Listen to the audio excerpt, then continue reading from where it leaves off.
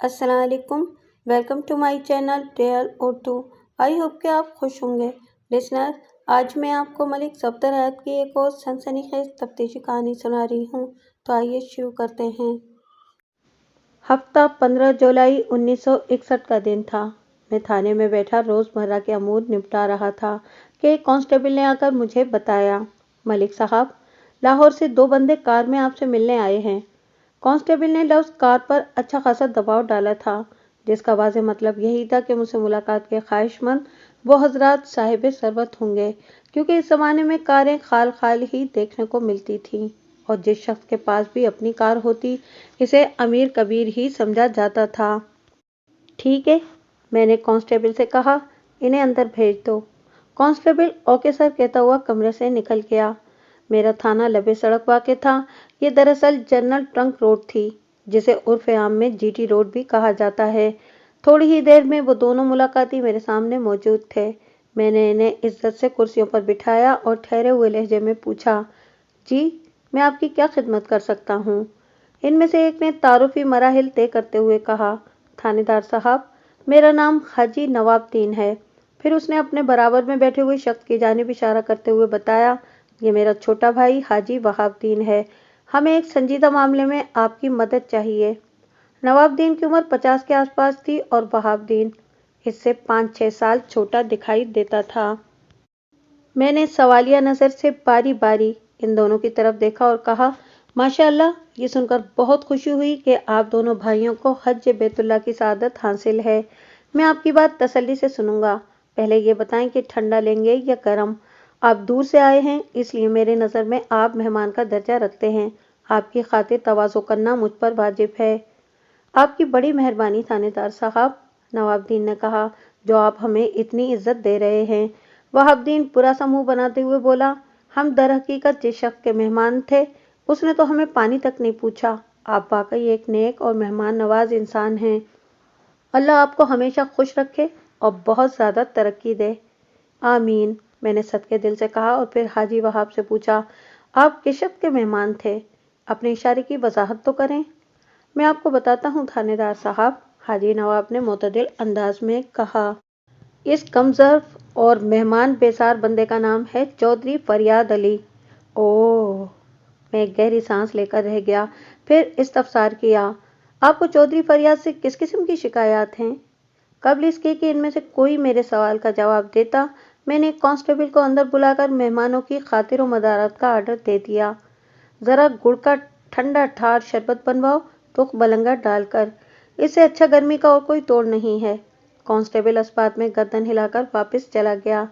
जी, अब बताएं, मैंने हाजी बिरादरान की तरफ मुतवज्जा होते हुए कहा, चौधरी फरियाद का क्या मामला है? थानेदार साहब, अल्लाह जन्नत नसीब करे हमारे वालिद मरहूम मेहराबुद्दीन को। नवाबुद्दीन गोया हुआ। अब्बा जी एक इल्म और आलिम शनास इंसान थे। उन्होंने मरते वक्त हम दोनों भाइयों से अपनी एक देरीना ख्वाहिश की तकमील का अहद लिया था। अब्बा जी की वफ़ात के वक्त हमारी माली हालत ऐसी नहीं थी कि हम फिलफौर उनकी ख्वाहिश को पूरा कर सकते, लेकिन अब हमारे पास अल्लाह का दिया सब कुछ है। हम बड़ी आराम और आशाइश की ज़िंदगी गुजार रहे हैं। चुनांचे हमने अपने मरहूम अब्बा जी की ख्वाहिश की तकमील के लिए अमली कोशिश शुरू कर दी है, मगर चौधरी फरियाद अली हमारे रास्ते में दीवार बनकर खड़ा हो गया है। वो सांस हमवार करने के लिए रुका तो मैं पूछे बिना न रह सका, आपके मरहूम और मकफूर वालिद साहब की ख्वाहिश क्या थी? अल्लाह आपका भला करे थानेदार साहब, छोटे हाजी वहाबुद्दीन ने अपने बड़े भाई की बात को आगे बढ़ाते हुए कहा। जैसा कि भाईजान ने बताया, अब्बा जी एक इल्म दोस्त इंसान थे। उन्होंने मरते दम हम दोनों भाइयों से वादा लिया था कि हम किसी ऐसे इलाके में छोटे बच्चों के लिए कोई स्कूल खोलेंगे जहां तालीम का फुकदान हो, बल्कि जहां तालीम के नाम ही से कोई वाकिफ ना हो। हमने काफ़ी सोच विचार के बाद जमनाबाद का इंतखाब किया है और इस नेक मकसद के लिए यहाँ के एक छोटे जमींदार इरशाद अहमद से 2 बीघा ज़मीन भी खरीद ली है, मगर चौधरी फरियाद अली इस स्कूल के क़याम के हक़ में नहीं है। आपकी खिदमत में हाजिर होने का मकसद यह है कि आप चौधरी को समझाएं ताकि बच्चों की तालीम का ये मंसूबा पाए तकमील को पहुंच सके। स्कूल के क़याम से चौधरी फरियाद को क्या तकलीफ है? वहाबुद्दीन के खामोश होने पर मैंने सवाल किया। لیکن اس سے پہلے میں یہ جاننا چاہوں گا کہ آپ آخر جمنا آباد کا ہی انتخاب کیوں کر رہے ہیں؟ لاہور سے یہاں تک لگ بھگ کار یا بس کا 2 گھنٹے کا سفر ہے۔ اپنے منصوبے کے لیے آپ نے لاہور کے نزدیک کوئی جگہ کیوں نہیں دیکھی؟ میں آپ کے دوسرے سوال کا پہلے جواب دوں گا، حاجی نواب الدین نے معتدل انداز میں کہا۔ اول تو جمنا آباد ایک بھرا پورا گاؤں ہے، یہاں کم و بیش 400 گھر آباد ہیں۔ میرے محتاط اندازے کے مطابق جمنا آباد کی آبادی 2000 نفوس کے قریب ہے، جن میں 5 سے 10 سال کی عمر کے بچوں کی تعداد 200 رہی ہوگی۔ یہی بچے ہماری ترجیح ہیں، انہیں تعلیم کے زیور سے آراستہ کرنا ہمارا مشن ہے۔ باقی جہاں تک چودھری فریاد کی تکلیف کی بات ہے تو یہ آپ کو خود ہی پتہ لگانا ہوگا۔ ہم سے تو اس نے سیدھے منہ بات بھی نہیں کی، بلکہ ارشاد بتا رہا تھا کہ چودھری اس پر بھی دباؤ ڈال رہا ہے کہ وہ اپنی بیچی ہوئی 2 بیگھہ زمین واپس لے لے اور سیدھا سیدھا کھیتی باڑی کرے۔ اس تھانے میں میری تعیناتی کو 1 سال ہونے کو آ رہا تھا، لیکن ابھی تک چودھری فریاد علی سے میری روبرو ملاقات نہیں ہوئی تھی۔ البتہ اس کے بارے میں میری معلومات کا خلاصہ یہ تھا کہ وہ ایک ساٹھا اور پاٹھا مرد تھا۔ وہ اپنی جسامت اور صحت کے اعتبار سے 45 سال سے زیادہ کا دکھائی نہیں دیتا تھا۔ مزاجاً وہ ایک غصہ ور، ضدی، ہر دھرم مغرور اور انا پرست انسان تھا۔ چودھری فریاد سے میں خود بات کر لوں گا، میں نے ان بھائیوں کے منصوبے میں دلچسپی کا اظہار کرتے ہوئے پوچھا۔ آپ لوگوں کے ذہن میں کیا ہے؟ کیا آپ کا یہ اسکول سرکار کی نگرانی میں چلے گا؟ تھانے دار صاحب، وہ شاکی نظر سے مجھے دیکھتے ہوئے عجیب سے لہجے میں بولا، اگر حکومت کو بچوں کی تعلیم کا احساس ہوتا تو وہ شہر اور گاؤں کے بچوں کو ایک ہی نگاہ سے دیکھتی۔ شہروں میں تو آپ کو چھوٹے بڑے تعلیمی ادارے دیکھنے کو مل جائیں گے، لیکن گاؤں دیہات کا جو حال ہے وہ آپ کو بھی اچھی طرح معلوم ہے۔ لمحاتی توقف کر کے اس نے ایک بوجھل سانس خارج کی اور پھر اپنی بات کو مکمل کرتے ہوئے بولا، ہمارا یہ ایجوکیشنل پروجیکٹ 100% پرائیویٹ ہوگا، جس کا نام ہم نے محراب پرائمری اسکول سوچ رکھا ہے، یعنی اپنے مرحوم ابا جی قبلہ محراب الدین کی یاد میں۔ وہ اس زمانے میں جمنا آباد جیسے گاؤں میں ایک پرائیویٹ اسکول کھولنے کی بات کر رہا تھا، جب پرائیویٹ اسکولز کا رواج شہروں میں بھی عام نہیں ہوا تھا۔ بہرحال ان کے عزم کو دیکھتے ہوئے میں نے کہا، آپ لوگوں کے علم دوست جذبے نے مجھے متاثر کیا ہے۔ کاش آپ کی طرح کچھ اور صاحب استطاعت اور تعلیم یافتہ لوگ بھی اس انداز میں سوچیں۔ اس دوران میں کانسٹیبل نے میرے حکم کی تعمیل کر دی تھی۔ ہم تینوں اس وقت تخم بلنگا والے ٹھنڈے ٹھار اور دل بہار، گرمی بھگاؤ گڑ کے شربت سے کما حق کہو لطف اندوز ہو رہے تھے۔ مزے کی بات یہ ہے کہ ہمارے اس اسکول میں بچوں کے لیے تعلیم اور کتابیں کاپیاں وغیرہ بالکل مفت ہوں گی۔ اس اسکول کے تمام تر اخراجات وغیرہ ہم خود برداشت کریں گے۔ حاجی نواب الدین نے کہا، اگر آپ کی اجازت ہو تو میں آپ کو اپنے اس اسکول کی تفصیلات سے آگاہ کرنا چاہوں گا۔ میں نے ٹھوس انداز میں کہا، اجازت ہے۔ آئندہ 15 منٹ میں نواب الدین اینڈ وہاب الدین حاجی صاحبان نے ملے جلے انداز میں مجھے جو معلومات فراہم کی اس کا خلاصہ کچھ اس طرح ہے۔ وہ ارشاد احمد نامی ایک زمیندار سے 2 بیگھہ زمین مذکورہ اسکول کے لیے خرید چکے تھے۔ 2 بیگھہ اراضی کا مطلب ہوا 8 کنال، یعنی 160 مرلے۔ کراچی کے باسی اسے لگ بھگ 4800 گز سمجھ لیں۔ یہ اچھی خاصی جگہ ہوتی ہے۔ ان کے پروگرام کے مطابق پہلی جماعت سے 5ویں جماعت تک وہاں تعلیم دی جانا تھی اور اس مقصد کے لیے 3 اساتذہ کا انتظام کیا جانا تھا۔ پہلی اور دوسری جماعت کو ایک ہی استاد نے پڑھانا تھا، اسی طرح تیسری اور چوتھی جماعت کو تعلیم دینا بھی ایک ہی استاد کی ذمہ داری ہوتی، جبکہ 5ویں جماعت تیسرے استاد کے حصے میں آتی اور یہی استاد اس اسکول کا ہیڈ ماسٹر بھی ہوتا۔ یہ تینوں اساتذہ لاہور کے رہائشی ہوتے جنہوں نے اسکول کے اندر ہی قیام کرنا تھا۔ ہر ماہ وہ لوگ 2 سے 3 دن کی چھٹی پر اپنے گھر لاہور جاتے۔ اس دوران میں اسکول مکمل طور پر بند رہتا، یعنی اساتذہ کے ساتھ طالب علموں کی بھی چھٹی ہوتی۔ ہر کلاس کے لیے الگ کمرہ تعمیر کیا جاتا، یعنی 5 جماعتوں کے لیے 5 کمرے۔ ایک کمرہ اساتذہ کے قیام و طیام کے لیے تعمیر کیا جانا تھا۔ سب سے اہم اور دلچسپ بات یہ کہ اسکول کے اندر ہی ایک کشادہ ہال بھی تعمیر کیا جاتا، جہاں پر شام کے بعد تعلیم بالغان کا سیشن چلنا تھا۔ یہ تمام تر تعمیرات اسکول کے ایک حصے میں ہونا تھی، باقی کی زمین کو ایک میدان کی صورت کھلا چھوڑ دیا جاتا تاکہ تعلیمی مصروفیات کے ساتھ ہی بچوں کی ذہنی اور جسمانی نشو و نما کے لیے انہیں صحت مندانہ کھیل کود کے مواقع فراہم کیے جاتے وغیرہ وغیرہ۔ میں نے بڑی توجہ سے دونوں بھائیوں کے خیالات کو سنا۔ بظاہر یہ خواب و خیال کی باتیں ہی محسوس ہوتی تھیں۔ ایک گاؤں کے اندر ایسے آئیڈیل اسکول کا قیام آسانی سے ہضم ہونے والا نہیں تھا۔ بہرحال میں نے ستائشی انداز میں کہا، آپ لوگ بہت بڑا کام کرنے جا رہے ہیں۔ اللہ آپ کو اس نیک مقصد میں کامیابی عطا فرمائے۔ ہمیں آپ کی دعا اور تعاون دونوں چیزوں کی ضرورت ہے۔ تھانے دار صاحب، حاجی نواب الدین نے گہری سنجیدگی سے کہا، اگر آپ نے چودھری فریاد علی کو راضی کر لیا تو یہ آپ کی بہت بڑی نیکی ہوگی سرکار۔ آپ مجھے تھوڑا وقت دیں، میں نے خلوص دل سے کہا۔ میں چودھری کو منانے کی کوشش کرتا ہوں۔ جتنا چاہیں وقت لے لیں جناب، حاجی بہاؤ الدین نے کہا، ہمیں کوئی جلدی نہیں ہے۔ اب تو ویسے بھی آگے 2 ماہ برسات کے ہیں۔ ساون بھادوں میں تعمیراتی کام شروع کرنا عقل مندی نہیں ہوگی۔ ہمارا ارادہ ستمبر کے آخر میں کام شروع کرنے کا ہے۔ جب تک آپ چودھری فریاد کو اپنے طریقے سے راہ راست پر لے آئیں۔ لمحاتی توقف کر کے اس نے ایک بوجھل سانس خارج کی، پھر ان الفاظ میں اضافہ کرتے ہوئے بولا، ویسے ہم لوگ مہینے میں 1 آدھ بار ضرور چمن آباد کا چکر لگاتے رہیں گے تاکہ تازہ ترین حالات کا پتہ چلتا رہے۔ اچھی بات ہے، میں نے اس بات میں گردن ہلاتے ہوئے کہا، پھر ایک فوری خیال کے تحت پوچھ لیا، کیا آپ نے اپنے اس عظیم تعلیمی منصوبے کی تفصیلات چودھری فریاد کے گوش گزار کر دی ہیں؟ آپ بھی کمال کرتے ہیں تھانے دار صاحب، بڑے حاجی نواب الدین نے استہزائیہ انداز میں کہا۔ چودھری تو اسکول کا نام سن کر ہی بھڑک اٹھا تھا، اس سے مزید کیا بات کرتے؟ اس نے ہمارے مہمان ہونے کا بھی ذرا خیال نہیں کیا۔ چودھری ایک علم دشمن انسان ہے، اسے آپ ہی ہینڈل کر سکتے ہیں۔ ٹھیک ہے، میں دیکھ لوں گا، میں نے تسلی بھرے انداز میں کہا۔ وہ دونوں میرا شکریہ ادا کر کے رخصت ہو گئے۔ چمن آباد میرے تھانے سے محض نصف میل کی مسافت پر تھا اور اتفاق سے یہ دونوں لبے سڑک یعنی جی ٹی روڈ پر واقع تھے۔ 2 روز بعد میں کسی کام سے واپس آ رہا تھا تو چمن آباد سے میرا گزر ہوا۔ اس کے ساتھ ہی چودھری برادران کے آئیڈیل اسکول کا منصوبہ میرے ذہن میں تازہ ہو گیا۔ ایک فوری خیال کے تحت میں نے اپنے گھوڑے کو چودھری فریاد علی کی حویلی کی جانب موڑ لیا۔ وہ سپہر کا وقت تھا، فضا گرم گرم اور ہوا تپش زدہ تھی۔ میں حویلی کے سامنے پہنچ کر گھوڑے سے نیچے اترا اور ایک ملازم صورت شخص سے کہا، میں چودھری صاحب سے ملنے آیا ہوں، انہیں جا کر میرے بارے میں بتا دو۔ وہ بندہ مجھے جانتا تھا، اس لیے نہایت ہی ادب سے بولا، جو حکم تھانے دار صاحب۔ اس وقت میں پولیس یونیفارم میں تھا، لیکن اس ملازم کا مجھے تھانے دار کہنا یہ ثابت کرتا تھا کہ وہ میری حیثیت سے بھی بخوبی واقف ہے۔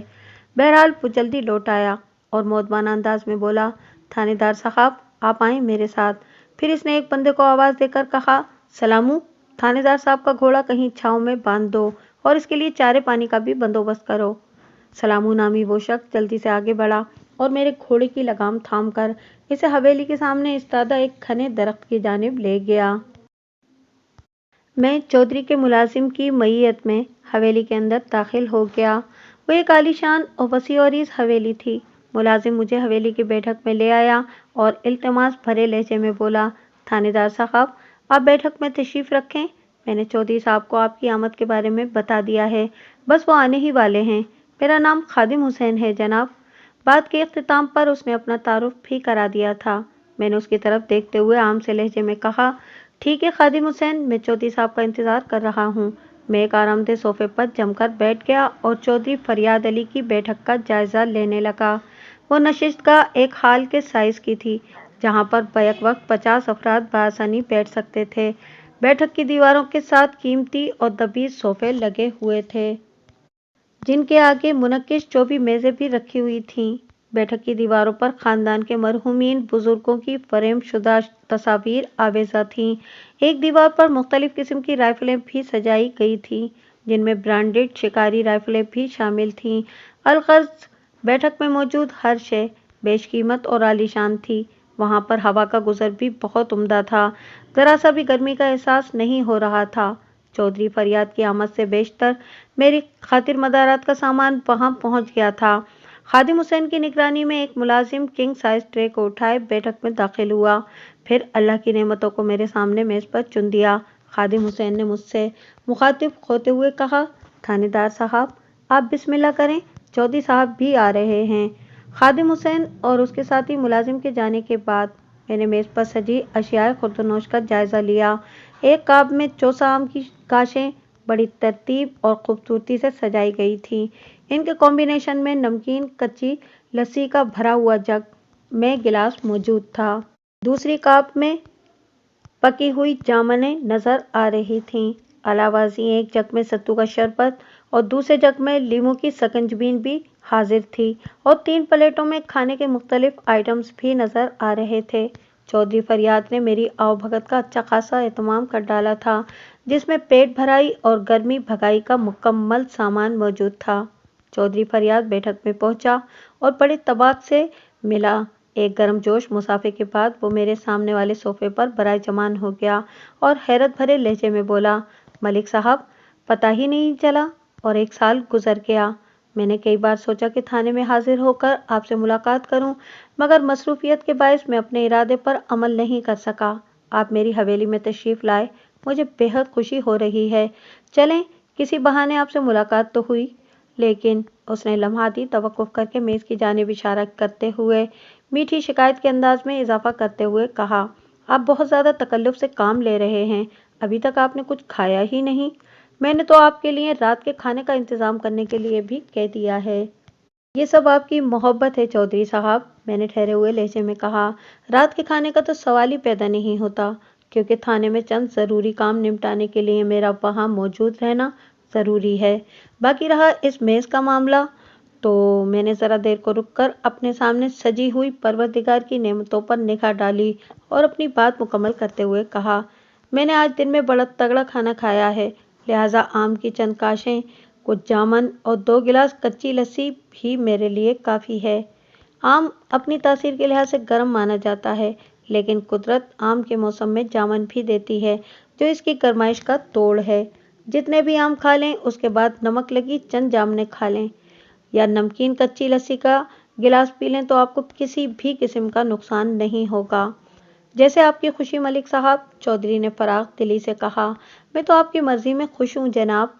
फिर हमारे बीच बाकायदा गुफ्तगू का आगाज हो गया। मैंने चौधरी को अपनी आमद की गर्ज़ व क़ायद से आगाह करते हुए कहा, 2 रोज़ पहले मेरे पास लाहौर से 2 अफराद आए थे। वो इस गांव में बच्चों के लिए एक प्राइवेट प्राइमरी स्कूल खोलना चाहते हैं। उन्होंने मुझे बताया है कि आप इस स्कूल की मुखालफत कर रहे हैं। आप जिन बच्चों की बात कर रहे हैं, वो आपके पास जाने से पहले चमनाबाद के 2-3 चक्कर लगा चुके हैं।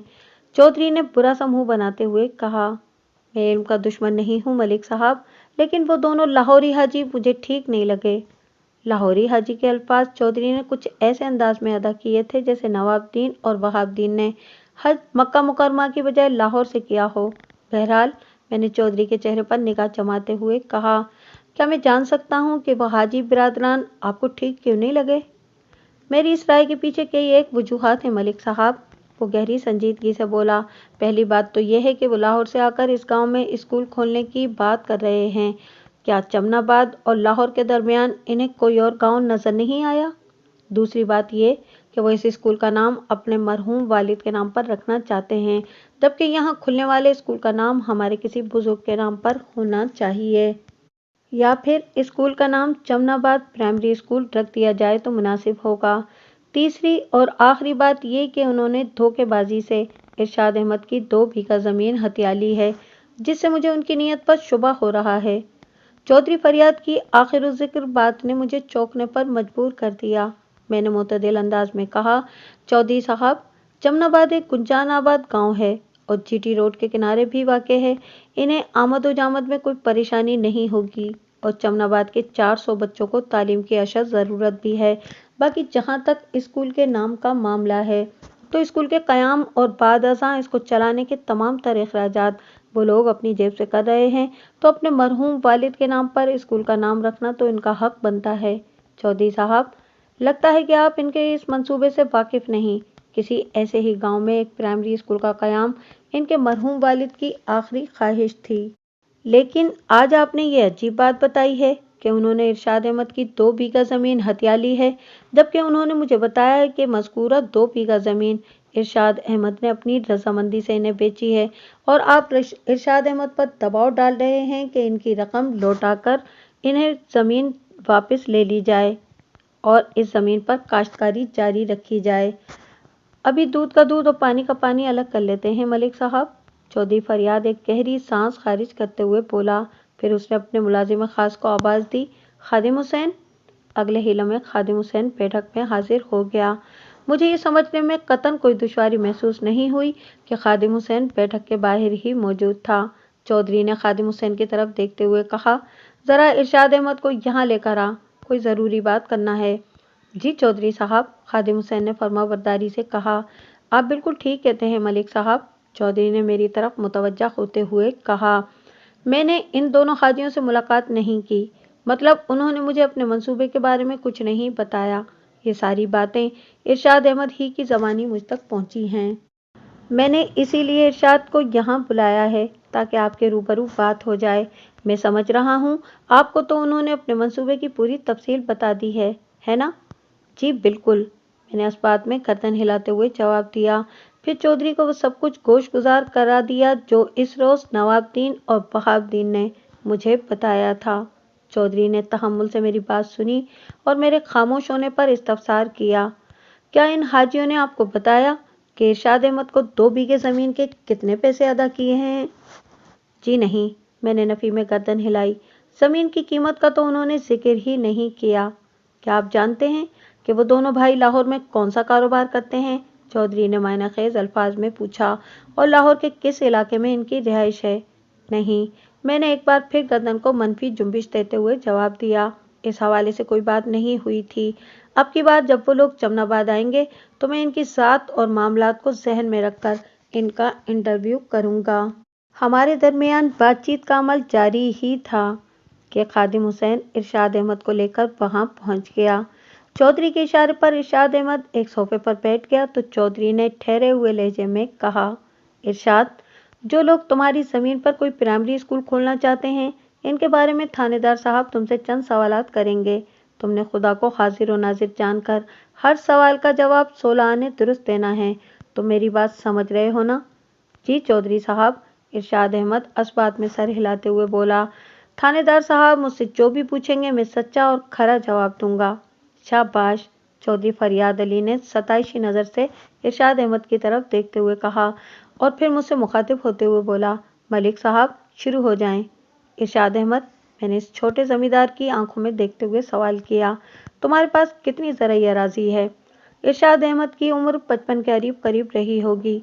वो गंदुमी रंगत का मालिक एक मियाना कद आम सा काश्तकार था। इसके सर के बाल घुंघरियाले थे। मेरे सवाल के जवाब में इसने बताया, 10 एकड़ सरकार।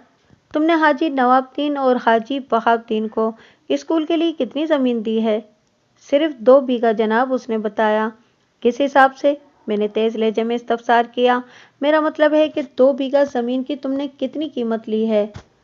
उन्होंने मुझे 1 रुपया भी नहीं दिया, वो सादगी से बोला। ये क्या बात हुई? मैंने कुरेदने वाले अंदाज में कहा, क्या तुमने अपनी 2 बीघा ज़मीन अतिये के तौर पर इनके हवाले कर दी है? नहीं जनाब, ऐसा नहीं है, वो नफ़ी में सर झटकते हुए बोला। मैंने पूछा, फिर कैसा है इरशाद अहमद? उन्होंने मुझसे वादा किया है कि 3 माह के अंदर वो मंसूर को कुवैत भिजवा देंगे, उसने बताया। ये मंसूर कौन है? मैंने इज़्तिरारी अंदाज में सवाल किया। और वो लोग इसे कुवैत किस तरह भेजेंगे? मंसूर मेरा बेटा है थानेदार साहब, इसकी उम्र 22 साल है और इसे मुल्क से बाहर जाने का बहुत शौक है, इरशाद अहमद ने बताया। इन लोगों ने कहा है कि वो लाहौर में एक एजेंसी चलाते हैं जो हज और उम्रे के अलावा नौजवानों को रोज़गार के लिए अरब ममालिक में भी भिजवाते हैं। उन्होंने मुझसे वादा किया है कि वो मंसूर को कुवैत की एक ऑयल कंपनी में मुलाजमत भी दिलवाएंगे। 3 माह के अंदर मंसूर कुवैत पहुंचकर जब नौकरी पर लग जाएगा तो इसके बाद ही वो स्कूल की तामीर शुरू करेंगे। इसके बदले में मैं इनसे इस 2 बीघा ज़मीन की कीमत नहीं लूँगा। लम्हाती तवक्कुफ करके उसने एक बोझल सांस खारिज की और फिर अपनी बात मुकम्मल करते हुए बोला, मेरे मंसूर की ख्वाहिश पूरी हो जाएगी, इससे बड़ी और क्या बात होगी? अपने बेटे की खुशी की खातिर 2 बीघा ज़मीन की कुर्बानी तो मैं दे ही सकता हूँ जनाब। इरशाद अहमद को खिलाने पिलाने के बाद चौधरी ने रुखसत कर दिया। फिर मुझसे मुखातिब होते हुए बोला, मलिक साहब, ये हैं वो हालात जिनकी रोशनी में वो दोनों हाजी भाई मुझे भरोसे के लायक नज़र नहीं आते। वो लाहौर में कहाँ रहते हैं और उनका ज़रिया माश क्या है, इसके बारे में हम मुकम्मल अंधेरे में हैं। لاہور سے 2 گھنٹے کی موٹر مسافت پر چمناباد میں ایک خواب و خیالی اسکول کھولنے کے منصوبے کے پیچھے ان کے کیا مقاصد ہو سکتے ہیں، ہم اس کا بھی کچھ اندازہ نہیں لگا سکتے۔ ان کے بیان پر آنکھیں بند کر کے یقین کرنا ایک حماقت ہوگی۔ آپ کیا کہتے ہیں بیچ اس مسئلے کے؟ بات کے اختتام پر چودھری فریاد نے بال کو میرے کوٹ میں پھینک دیا تھا۔ میں نے پرسوچ انداز میں کہا، آپ کے تحفظات کو میں اچھی طرح سمجھ گیا ہوں اور میرے خیال میں آپ بالکل درست سمت میں سوچ رہے ہیں۔ ان حالات میں ہم ان حاجی برادران پر آنکھیں بند کر کے بھروسہ نہیں کر سکتے، لیکن آنکھ کھول کر خاموش بیٹھے رہنا بھی عقل مندی نہیں ہوگی۔ حاجی نواب الدین اور حاجی وہاب الدین اگر کوئی کھیل کھیلنے ہمارے علاقے میں آئے ہیں تو ہم پیچھے نہیں ہٹیں گے، ہم بھی اپنے مہروں کے ساتھ کھیلیں گے اور انشاءاللہ جیت بھی ہماری ہی ہوگی، لیکن اس مقصد کو حاصل کرنے کے لیے مجھے آپ کا تعاون درکار ہوگا چودھری صاحب۔ میں تو ہر قسم کے تعاون کے لیے تیار ہوں، وہ گہری سنجیدگی سے بولا۔ آپ حکم کریں ملک صاحب، آپ نے 2-3 کام کرنا ہے، باقی سب میں سنبھال لوں گا۔ میں نے پرسوچ انداز میں کہا، اگر آپ کا شک درست ہے تو میں بہت جلد ان حاجی برادران کی اصلیت تک پہنچ جاؤں گا۔ جی بتائیں مجھے کیا کرنا ہوگا؟ اس نے سوالیہ نظروں سے مجھے دیکھا۔ نمبر 1، آپ نے اس اسکول کی مخالفت کو ذہن سے نکال دینا ہے، میں نے سمجھانے والے انداز میں کہا۔ یہ دراصل ایک طرح کی ہماری چال ہوگی، وہ دونوں بھائی مجھ پر بہت بھروسہ کرتے ہیں۔ میں انہیں بتاؤں گا کہ میں نے چودھری فریاد کو یعنی آپ کو اسکول کے قیام کے لیے راضی کر لیا ہے، اس طرح وہ کھل کر بے فکری سے اپنا منصوبہ آگے بڑھائیں گے۔ میں ان کی ایک ایک حرکت پر نظر رکھوں گا، اگر ان کے ذہن میں کوئی سازش پل رہی ہے تو وہ زیادہ دیر تک میری نگاہ سے چھپی نہیں رہے گی۔ نمبر 2، میں سانس ہموار کرنے کے لیے رکا اور پھر اپنا بیان جاری رکھتے ہوئے کہا، آپ نے چمناباد کے تمام نوجوانوں کی ایک لسٹ تیار کر کے مجھے دینا ہے۔ اگر آپ بالکل صحیح سمت میں سوچ رہے ہیں تو وہ لوگ اس گاؤں کے ان نوجوانوں سے ضرور رابطہ کریں گے جنہیں ملک سے باہر جا کر زیادہ دولت کمانے کا شوق ہے۔ نمبر 3، مجھے ایک گاڑی یا موٹر سائیکل کی ضرورت پیش آئے گی کیونکہ میں ان لوگوں کا تعاقب کرانے کا ارادہ رکھتا ہوں۔ اگر آپ آسانی سے یہ بندوبست کر سکتے ہیں تو بتا دیں، ورنہ میں محکمے کے توسط سے یہ سہولت حاصل کرنے کی کوشش کروں گا۔ ملک صاحب، میرے سالے چودھری وحید کے پاس ایک 4 وہیل ڈرائیو جیپ ہے، آپ جب حکم کریں گے وہ جیپ میں ڈرائیور آپ کے سپرد کر دی جائے گی، چودھری نے ٹھہرے ہوئے لہجے میں کہا۔ باقی میں 1-2 روز میں آپ کو چمناباد کے نوجوانوں کے ناموں کی میں بلدیت فہرست مہیا کر دوں گا۔ اس کے علاوہ میں آپ کی ہدایت کے مطابق اسکول کے قیام کے معاملے میں ٹانگ نہیں اڑاؤں گا، یہ میرا آپ سے وعدہ ہے۔ آپ کے اس پرخلوص تعاون کا بہت شکریہ چودھری صاحب، میں نے صدقے دل سے کہا۔ مجھے جب بھی جیپ کی ضرورت محسوس ہوگی میں آپ کو 2-3 دن پہلے بتا دوں گا۔ آپ جیسا مناسب سمجھے ملک صاحب، وہ معتدل انداز میں بولا۔ انہوں نے مجھے بتایا تھا کہ موسم برسات کے بعد یعنی سپتمبر کے آخر میں اسکول کی تعمیر کا کام شروع کریں گے، لیکن اس دوران میں وہ گاہے بگاہے چمناباد کا چکر لگاتے رہیں گے۔ میں نے چودھری کو بتایا، ہمارے پاس کافی وقت ہے، ہم اپنے قابل اعتماد بندوں سے ان کی جاسوسی بھی کرائیں گے۔ ہمارے ہوشیار جاسوس سائے کی مانند ان حاجی برادران کے بہت نزدیک موجود رہیں گے۔ جب وہ دونوں بھائی چمناباد کے وسنیکوں سے ملاقات کر رہے ہوں گے تو ہمارے متعین کیے ہوئے بندے ان کی باتوں کو توجہ سے سنیں گے اور منوعاً ہم تک پہنچائیں گے۔ اگر ان لوگوں کی نیت میں ذرا سا بھی میل ہے تو وہ ہم سے پوشیدہ نہیں رہ سکے گا۔ آپ کا منصوبہ مجھے بہت پسند آیا ملک صاحب، چودھری فریاد علی نے توصیفی نظر سے مجھے دیکھتے ہوئے کہا۔ میں آج ہی چمناباد کے 8-10 ایسے بندوں کو تیار کرتا ہوں جو میرے لیے انتہائی قابل بھروسہ ہونے کے علاوہ ہوشیار اور چالاک بھی ہوں گے۔ ان بندوں کو ہم جاسوسی والے منصوبے میں استعمال کریں گے۔ میں نے چودھری کی تجویز کو سراہا اور دوبارہ ملاقات کا وعدہ کر کے حویلی سے نکل آیا۔ میں اپنے گھوڑے پر سوار ہو کر جب تھانے پہنچا تو مغرب کی اذان ہو رہی تھی۔ رات کو جب میں سونے کے لیے لیٹا تو چودھری فریاد علی کے خدشات میرے ذہن میں گردش کرنے لگے۔ چودھری لاکھ غصہ ور، ضدی، ہر طرم اور انا پرست سہی، لیکن میرے ساتھ وہ بڑے معتدل انداز میں پیش آیا تھا اور اس نے نواب الدین وہاب الدین کے حوالے سے جن خیالات کا اظہار کیا تھا اسے یکسر رد کر دینا مناسب نہیں تھا۔ اس کی بات میں بہرحال وزن تھا۔ جیسا کہ میں نے شروع میں عرض کیا، یہ واقعہ آج سے 60 سال پہلے کا ہے۔ इस ज़माने में जो रिक्रूटिंग एजेंट लोगों को लेबर वीज़े पर अरब ममालिक या खलीजी रियासतों में रोज़गार के लिए ले जाते थे, वो लगभग 1000 अमरीकी डॉलर्स के बराबर रकम लिया करते थे, यानी कमोबेश 4800 रुपये। ज़्यादा हैरान या परेशान होने की ज़रूरत नहीं, वो बड़ा ही इंसान दोस्त और भला मानस वक्त था।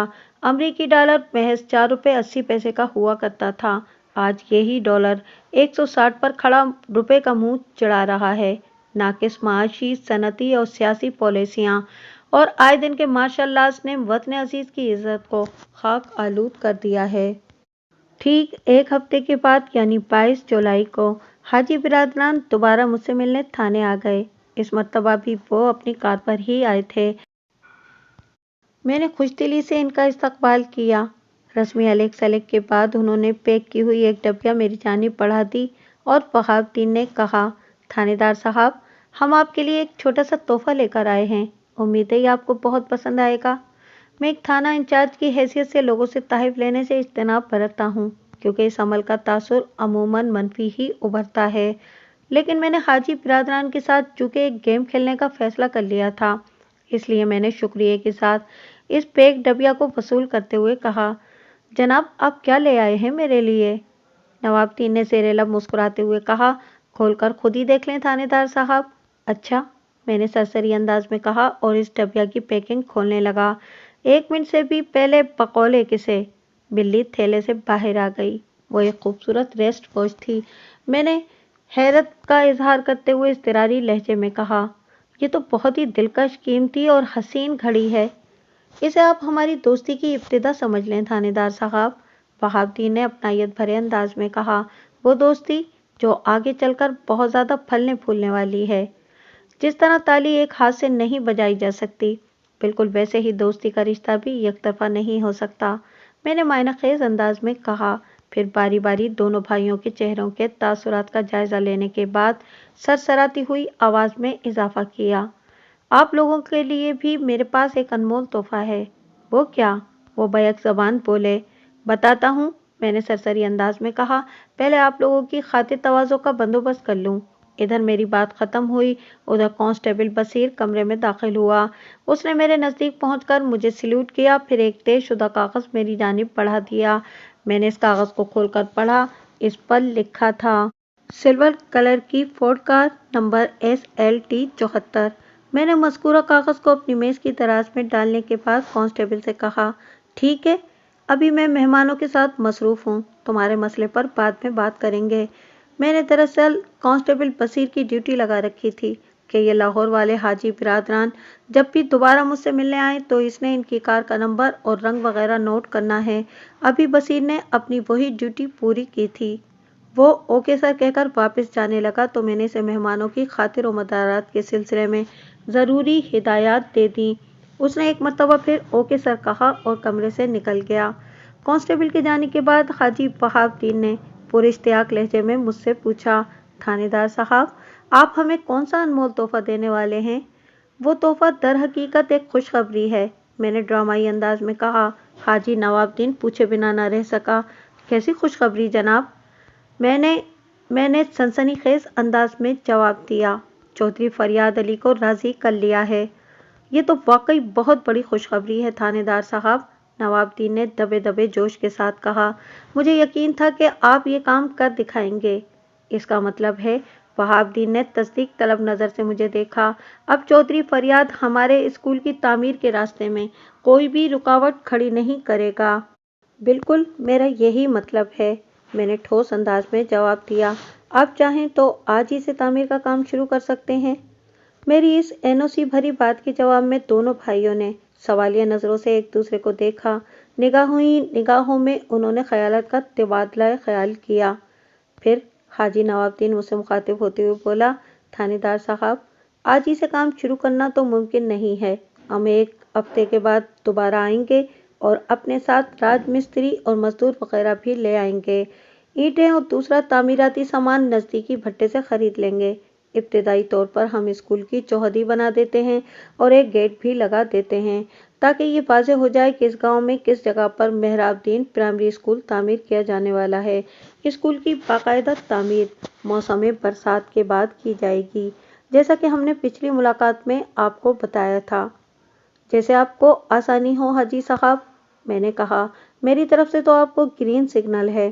کام شروع کرتے ہی اس بات کا بھی اندازہ ہو جائے گا کہ چودھری فریاد کا کیا موڈ ہے، حاجی وہاب الدین نے فلسفیانہ انداز میں کہا۔ چودھری کے معاملے کو آپ لوگ مجھ پر چھوڑ دیں، میں نے تسلی آمیز لہجے میں کہا۔ وہ میری مرضی کے بغیر سانس بھی نہیں لے سکتا۔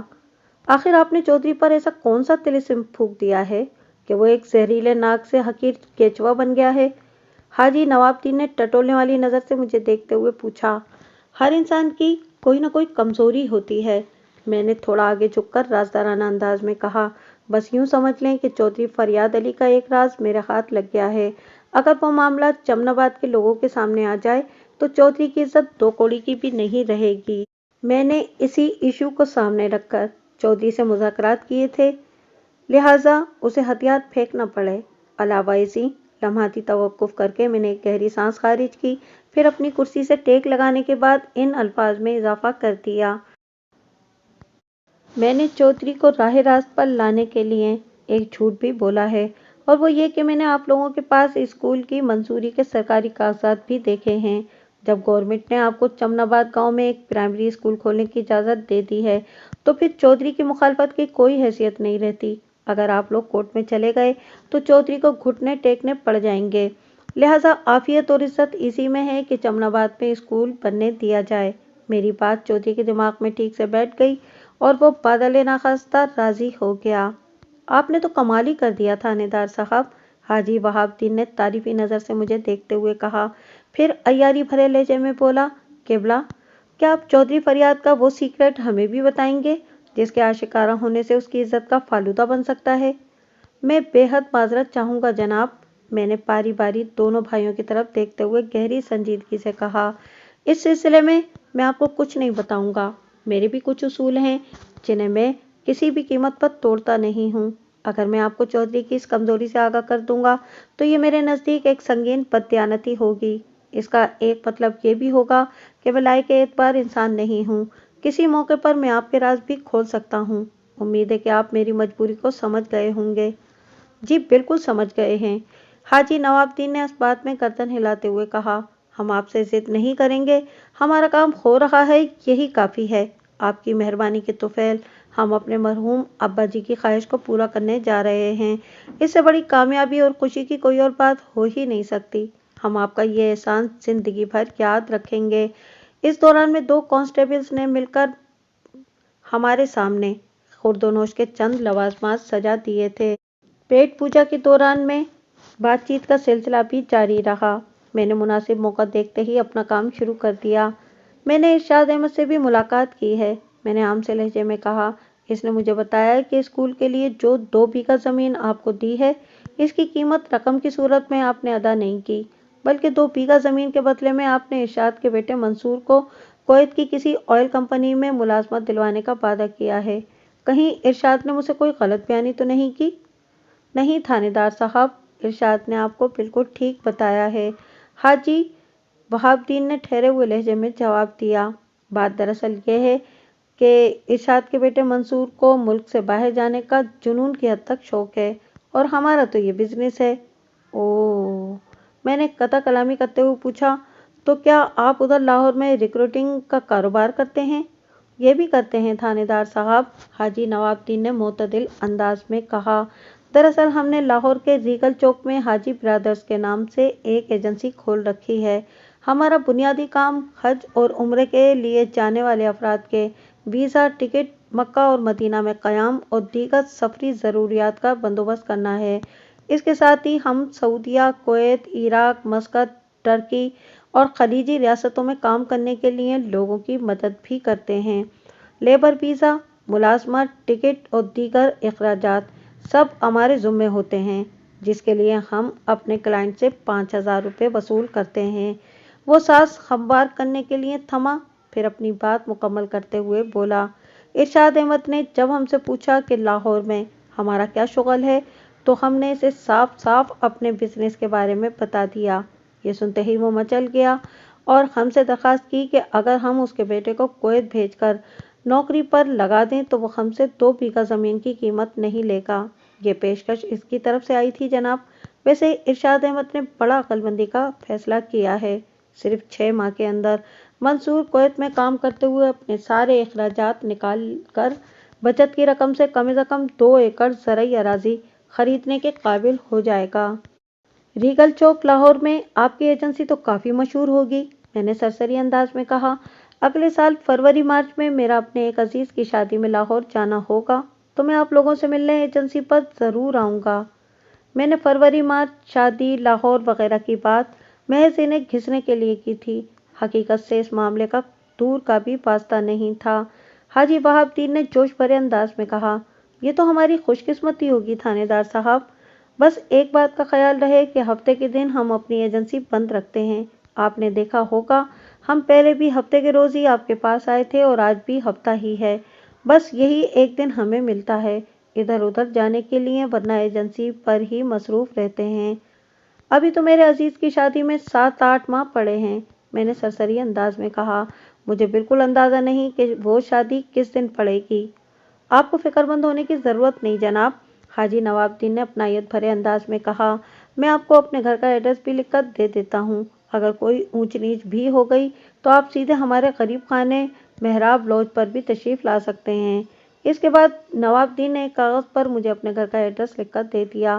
محراب لاج اس ایڈریس کے مطابق لاہور کے ایک علاقے کرشن نگر میں واقع تھا۔ یہ اندرون لاہور کا ایک پرانا اور گنجان آباد محلہ ہے۔ آئندہ روز 23 جولائی اتوار کا دن تھا۔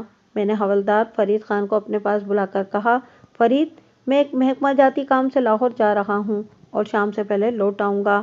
میری عدم موجودگی میں اس تھانے کے معاملات کو تم نے سنبھالنا ہے۔ آپ بے فکر ہو کر جائیں ملک صاحب، وہ پراعتماد انداز میں بولا۔ انشاءاللہ تعالی میں آپ کو کسی شکایت کا موقع نہیں دوں گا۔ فرید خان اس تھانے میں خاصا پرانا تھا۔ وہ ادھیڑ عمر کا ایک چاق و چوبند پولیس اہلکار تھا۔ میں نے اسے خاصا ذہین اور معاملہ فہم بھی پایا تھا، لہٰذا میں تھانے کو اس کے سپرد کر کے لاہور روانہ ہو گیا۔ اس زمانے میں ہفتہ وار تعطیل اتوار کی ہوا کرتی تھی، مگر حاجی برادران نے مجھے بتایا تھا کہ وہ ہفتے کے دن اپنی ایجنسی بند رکھتے ہیں۔ یہ بات مجھے ہضم نہیں ہوئی تھی، تاہم اس حوالے سے میں نے ان سے جرح نہیں کی تھی۔ اگر انہوں نے مجھ سے غلط بیانی نہیں کی تھی تو آج بروز اتوار ان کی ایجنسی حاجی برادرز لازمی کھلی ہوئی ہونا چاہیے تھی۔ میرا ان کی ایجنسی پر جانے کا کوئی ارادہ نہیں تھا۔ میں نے تو محض ان کے بیان کی تصدیق کے لیے لاہور کا رخ کیا تھا تاکہ ان کی اصلیت مجھ پر واضح ہو سکے۔ بس نے مجھے لاہور کے بادامی باغ لاری اڈے پر اتارا۔ میں نے اڈے سے باہر نکل کر ایک ٹانگا پکڑا اور ریگل چوک پہنچ گیا۔ میں اس وقت عوامی لباس شلوار قمیض میں ملبوس تھا۔ یونیفارم پہننا میں نے مناسب نہیں سمجھا تھا، کیونکہ پولیس والے کو دیکھ کر عموماً لوگ بدک جاتے ہیں، چنانچہ ان کی زبان سے اپنی مرضی کی معلومات نکلوانا قدرے دشوار ہو جاتا ہے۔ ریگل چوک بہت پر رونق اور صاف ستھری جگہ ہے، لیکن اتوار ہونے کی وجہ سے مارکیٹ کی ساری دکانیں تو بند تھیں، البتہ چھوٹے ہوٹلز، پھل فروٹ کی دکانیں اور دیگر فٹ پاتھی کاروبار رواں دواں تھا۔ میں نے گھوم پھر کر پورے ریگل چوک کا اور اس سے ملحقہ ٹیمپل روڈ، بیڈن روڈ، نیلا گنبد، انارکلی، مال روڈ اور دوسری مارکیٹس کی ایک ایک دکان کی پیشانی پر آویزاں بورڈز کو بڑی توجہ سے دیکھ لیا، لیکن مجھے کہیں پر بھی حاجی برادرز کا بورڈ لگا دکھائی نہیں دیا۔ یہ خاصی مایوس کن اور تشویشناک صورتحال تھی۔ بادیِ نظر میں تو یہی محسوس ہو رہا تھا کہ نواب الدین اور وہاب الدین نے اپنی ریکروٹنگ ایجنسی کے حوالے سے مجھ سے جھوٹ بولا تھا۔ اتمام حجت کے طور پر میں شیوہ بنوانے کے بہانے ریگل چوک کے ایک باربر کی دکان میں گھس گیا۔ اس کی دکان پر سعید ہیئر ڈریسر کا بورڈ لگا ہوا تھا۔ حجام کی دکان گرما گرم خبروں کا پنڈال کہلاتی ہے۔ یہ ایک طرح کا BBC ریڈیو اسٹیشن ہوتی ہے جہاں سے آپ کو ہر طرح کی معلومات حاصل ہو جاتی ہیں۔ میں نے شیوہ بنوانے کے دوران میں اس سعید نامی نائی سے دریافت کیا، تم کتنے عرصے سے یہاں بیٹھے ہو؟ 20 سال سے زیادہ ہو گئے ہیں جناب، اس نے جواب دیا۔ لگتا ہے کہ آپ پہلے اس طرف کبھی نہیں آئے۔ تمہیں بالکل ٹھیک لگتا ہے، میں نے کہا۔ اس نے دھیمے انداز میں میرا انٹرویو شروع کر دیا۔ آپ کا تعلق لاہور ہی سے ہے یا باہر سے آئے ہیں؟ میں لائل پور سے آیا ہوں، میں نے بتایا۔ किसी और दिन आते तो लाहौर की रौनक को अच्छी तरह देख सकते थे। उसने मुतदिल अंदाज में कहा, आज तो छुट्टी का दिन है जनाब, सब कुछ बंद पड़ा है, हर तरफ खामोशी और वीरानी का राज है। मैं जिसकी तलाश में लालपुर आया हूँ वो इतवार को खुली होती है। मैंने गोलमोल अंदाज में कहा। ऐसी क्या चीज़ है? वो ताज्जुब खेज लहजे में बोला। वो एक रिक्रूटिंग एजेंसी है, मैंने बताया, जिसका नाम है हाजी ब्रादर्स। क्या तुम ऐसी किसी एजेंसी को जानते हो? जनाब, पहले तो आप मुझे ये बताएं कि रिक्रूटिंग एजेंसी होती क्या शय है। वो मेरी बातों में गहरी दिलचस्पी का इजहार करते हुए बोला। मैंने घी और तेल की एजेंसी के बारे में तो सुन रखा है, मगर रिक्रूटिंग वगैरह का नाम तो आज पहली मर्तबा सामने आया है। मैंने नहायत ही मुख्तसर मगर जामे अल्फाज में सईद हज्जाम को हाजी नवाबुद्दीन और हाजी वहाबुद्दीन के बिजनेस के बारे में बताया और आखिर में कहा, ये दोनों भाई इधर रीगल चौक पर ही हाजी ब्रादर्स के नाम से अपनी एजेंसी चलाते हैं। इनके बाप का नाम था मेहराबुद्दीन। हज्जाम ने ऐसी हैरत भरी नज़र से मुझे देखा जैसे यकायक मेरे सर पर सींग निकल आए हों। फिर बेयकीनी से नफ़ी में सर हिलाते हुए बोला, जनाब, मेरी ज़िंदगी का बेशतर हिस्सा रीगल चौक ही में गुजरा है। मैं यहाँ की एक एक दुकान और वहाँ काम करने वाले एक एक इंसान को अच्छी तरह जानता हूँ। मैं पूरे वसूख के साथ कह सकता हूँ कि रीगल चौक में नवाबुद्दीन और वहाबुद्दीन की ऐसी कोई एजेंसी नहीं है। शायद आपको किसी ने गलत बताया है। इस हज्जाम से बहस का कोई फ़ायदा नहीं था और ना ही ज़रूरत थी, लिहाजा इन अल्फाज के साथ मैं शो के पैसे अदा करके उसकी दुकान से बाहर निकल आया। तुम ठीक कह रहे हो, किसी ने मुझे गलत बताया होगा और या फिर मैंने ही सुनने और समझने में गलती कर दी है। मैं आसानी से हार मानने वालों में से नहीं था। मैंने हज्जाम सईद की दुकान से निकलकर एक टांगा पकड़ा और किशन नगर की जानिब रवाना हो गया।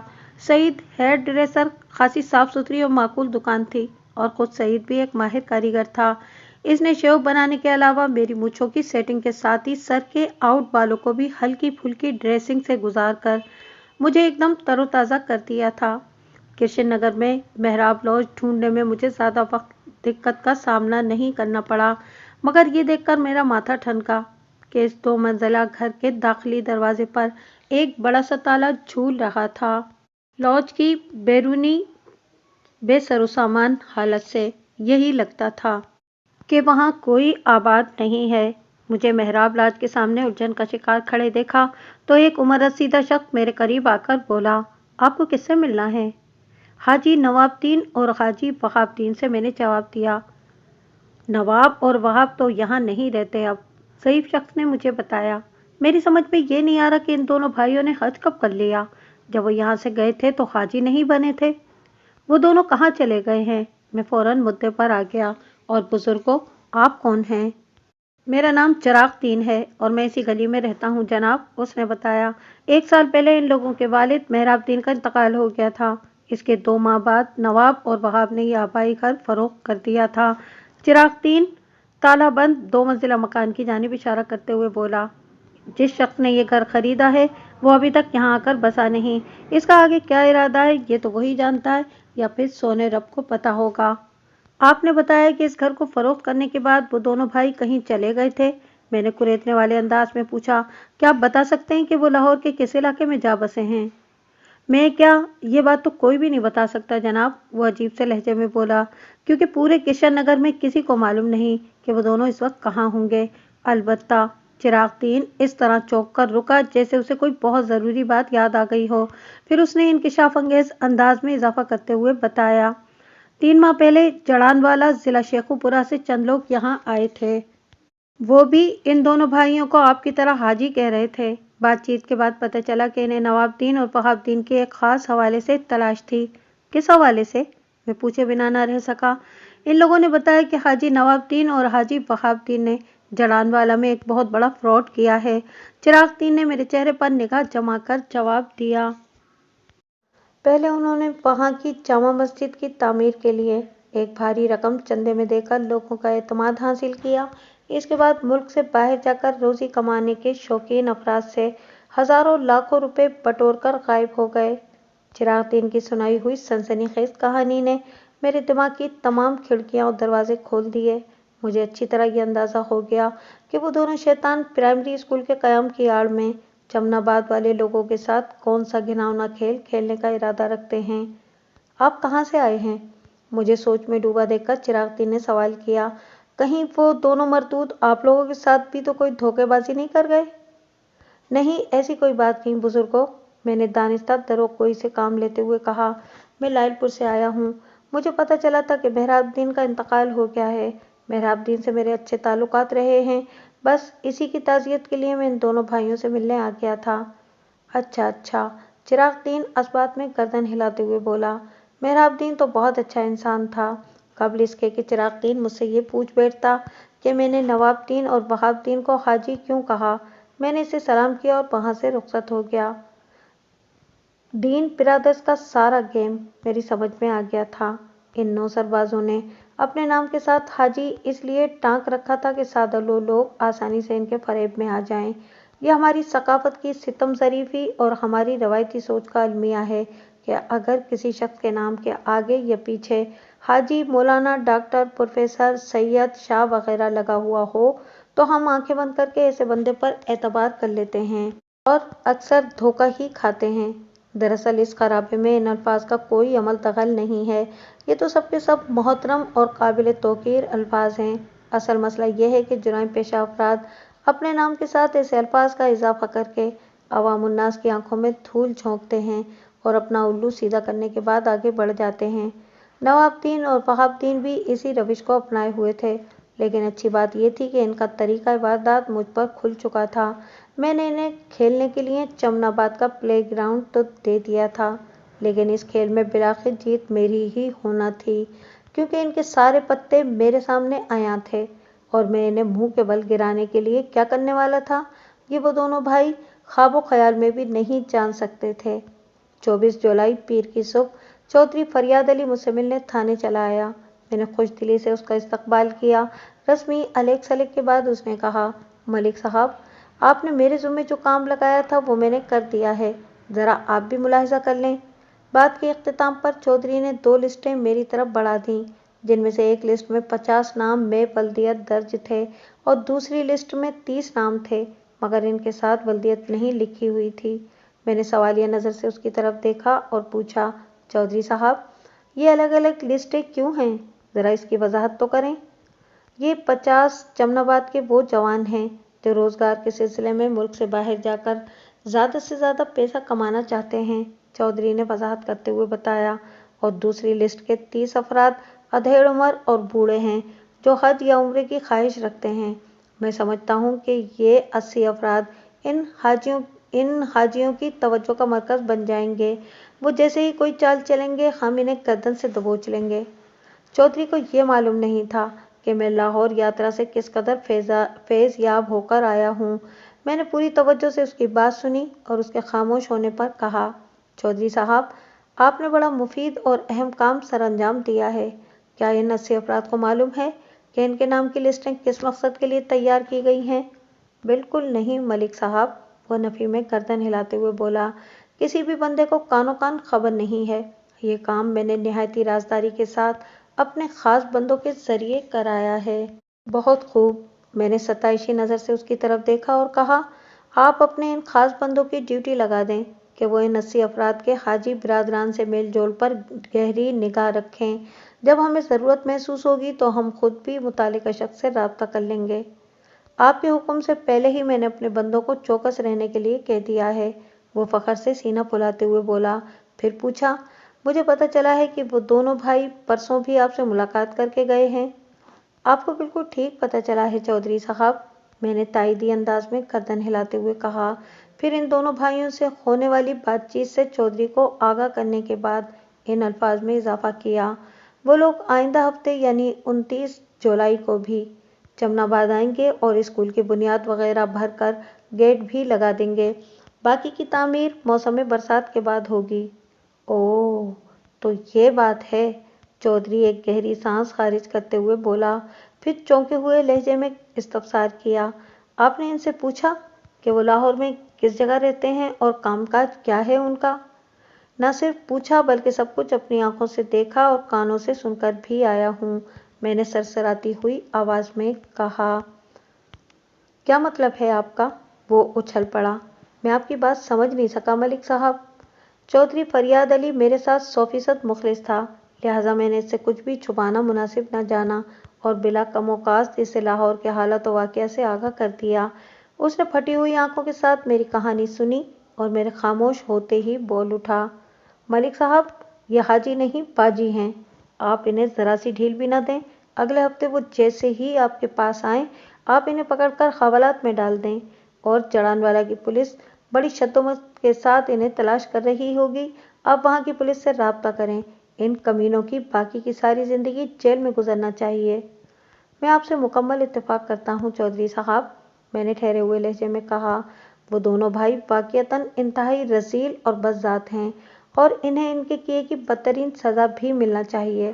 میں انہیں جڑانوالا پولیس کے حوالے بھی کروں گا تاکہ وہ تا حیات جیل میں سڑتے رہیں، لیکن میں نے ڈرامائی انداز میں توقف کیا، پھر اپنی بات پوری کرتے ہوئے کہا، لیکن اپنا مقصد حاصل کرنے کے بعد۔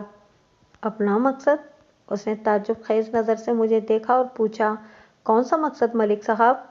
پرائمری اسکول کا قیام، میں نے معتدل انداز میں کہا، تاکہ چمن آباد کے بچے تعلیم کے زیور سے آراستہ ہو سکیں۔ تو اس کا مطلب ہے، اس نے شاکی نظر سے مجھے دیکھا، آپ بھی اسکول والے معاملے میں ان مردودوں کے ساتھ ہیں؟ آپ غلط سمجھ رہے ہیں چودھری صاحب، میں نے رسان بھرے لہجے میں کہا، میں چمن آباد میں پرائمری اسکول کے قیام کے حق میں ہوں، آپ مجھے ان پاجیوں کے ساتھ نہ سمجھیں۔ ایک ہی بات ہے ملک صاحب، وہ خشک لہجے میں بولا، وہ دونوں بھی تو اس گاؤں میں ایک پرائمری اسکول ہی بنانا چاہتے ہیں۔ یہ ایک بات نہیں ہے چودھری صاحب، میں نے اپنے موقف کے حق میں دلائل دیتے ہوئے کہا، اول تو وہ لوگ چمن آباد میں کوئی اسکول کھولنے کا ارادہ نہیں رکھتے، وہ اسکول کا جھانسا دے کر یہاں کے لوگوں کو اپنی طرف راغب کرنا چاہتے ہیں تاکہ ان کے بھروسے کو حاصل کر کے اپنے مذموم عزائم کی تکمیل کر سکیں۔ اسکول کا ایشو ایک ڈگڈگی کی مانند ہے جسے بجا کر وہ یہاں کے سادہ لوہ افراد کو ملک سے باہر بھیجنے کا فریب دے کر لوٹنا چاہتے ہیں۔ دوئم، میں سانس ہموار کرنے کے لیے رکا اور پھر اضافہ کرتے ہوئے کہا، بفرض محال وہ لوگ آ کر یہاں اسکول بنائیں گے بھی تو اس کا نام ہوگا محراب پرائمری اسکول، جبکہ میں جس اسکول کا خواب دیکھ رہا ہوں اس کا قیام 100% ہوگا اور انہی شیطانوں کے پیسوں سے ہوگا، لیکن اس اسکول کا نام ہوگا چمن آباد پرائمری اسکول۔ آپ کی بات میری سمجھ میں آ رہی ہے ملک صاحب، چودھری فریاد علی اس بات میں گردن ہلاتے ہوئے بولا، لیکن سوال یہ پیدا ہوتا ہے کہ وہ ہمارے گاؤں کے اسکول پر اپنا پیسہ کیوں لگائیں گے؟ اب کی ہے نا اپنے نکتے کی بات، میں نے ایک ایک لفظ پر زور دیتے ہوئے کہا، میں انہیں چمن آباد کے اسکول پر رقم خرچ کرنے کے لیے مجبور کر دوں گا، آپ دیکھتے جائیے میں انہیں کس طرح اپنے شکنجے میں کستا ہوں۔ مجھے ایسا محسوس ہو رہا ہے ملک صاحب، وہ میرے چہرے پر نگاہ جما کر بولا، آپ نے اپنے ذہن میں ان فراڈیوں کو گھیرنے کا کوئی منصوبہ بنا رکھا ہے۔ آپ کو بالکل درست محسوس ہو رہا ہے چودھری صاحب، میں نے تائیدی انداز میں گردن ہلاتے ہوئے کہا، میں نے یہ منصوبہ ان کی اصلیت جاننے کے بعد بنایا ہے اور آپ اس منصوبے میں قدم قدم پر میرے ساتھ ہوں گے۔ جی ضرور، وہ کراری آواز میں بولا، آپ جو بھی حکم کریں گے میں کرنے کے لیے تیار ہوں۔ وہ اگلے ہفتے مجھ سے ملنے آ رہے ہیں، میں نے گہری سنجیدگی سے کہا، اور اچھا خاصا وقت چمن آباد میں بھی گزاریں گے، کیونکہ انہوں نے اسکول کی بنیاد رکھ کر گاؤں والوں کا اعتماد جیتنا ہے تاکہ وہ انہیں بآسانی لوٹ سکیں۔ میرے محتاط اندازے کے مطابق وہ لوگ دوپہر کے بعد سے شام تک کسی بھی وقت واپس لوٹ جائیں گے۔ ان کی واپسی پر میں ان کی گاڑی کا تعاقب کرنا چاہتا ہوں تاکہ ان کے ٹھکانے کا پتہ لگایا جا سکے، یہ بہت ضروری ہے چودھری صاحب۔ ٹھیک ہے ملک صاحب، میں آپ کا اشارہ سمجھ گیا، وہ معتدل انداز میں بولا، میں اگلے ہفتے کی صبح ہی چودھری وحید کی جیپ بمیں ڈرائیور منگوا کر آپ کے حوالے کر دوں گا، آپ بے فکر ہو جائیں۔ آپ نے کہا اور میں بے فکر ہو گیا چودھری صاحب، میں نے اطمینان بھرے انداز میں کہا، پھر ہم ان بدذات چکر باز بھائیوں کو اپنے دام میں لانے کے لیے آئندہ کا لائحہ عمل تیار کرنے لگے۔ آئندہ ہفتے 29 جولائی کی صبح ہی نواب دین اور وہاب دین تھانے پہنچ گئے۔ اس بار ان کے ساتھ 2 بیل گاڑیاں اینٹوں سے بھری ہوئی اور ایک ٹانگے میں 6 افراد بھی آئے تھے۔ بیل گاڑیوں پر رکھی ہوئی اینٹوں کے اوپر اسکول کا گیٹ اور بورڈ بھی رکھا ہوا تھا۔ ٹانگے پر سوار وہ 6 افراد مستری اور مزدور تھے جو اپنے اوزاروں کے ساتھ چمن آباد آئے تھے۔ لیں تھانے دار صاحب، ہم محراب پرائمری اسکول کی بنیاد رکھنے آ گئے۔ رسمی الیک سلیک کے بعد نواب الدین نے مجھ سے کہا، آپ کو ہمارے ساتھ اس 2 بیگھہ زمین پر جانا ہوگا تاکہ آپ کے مبارک ہاتھوں سے اسکول کی پہلی اینٹ رکھی جائے۔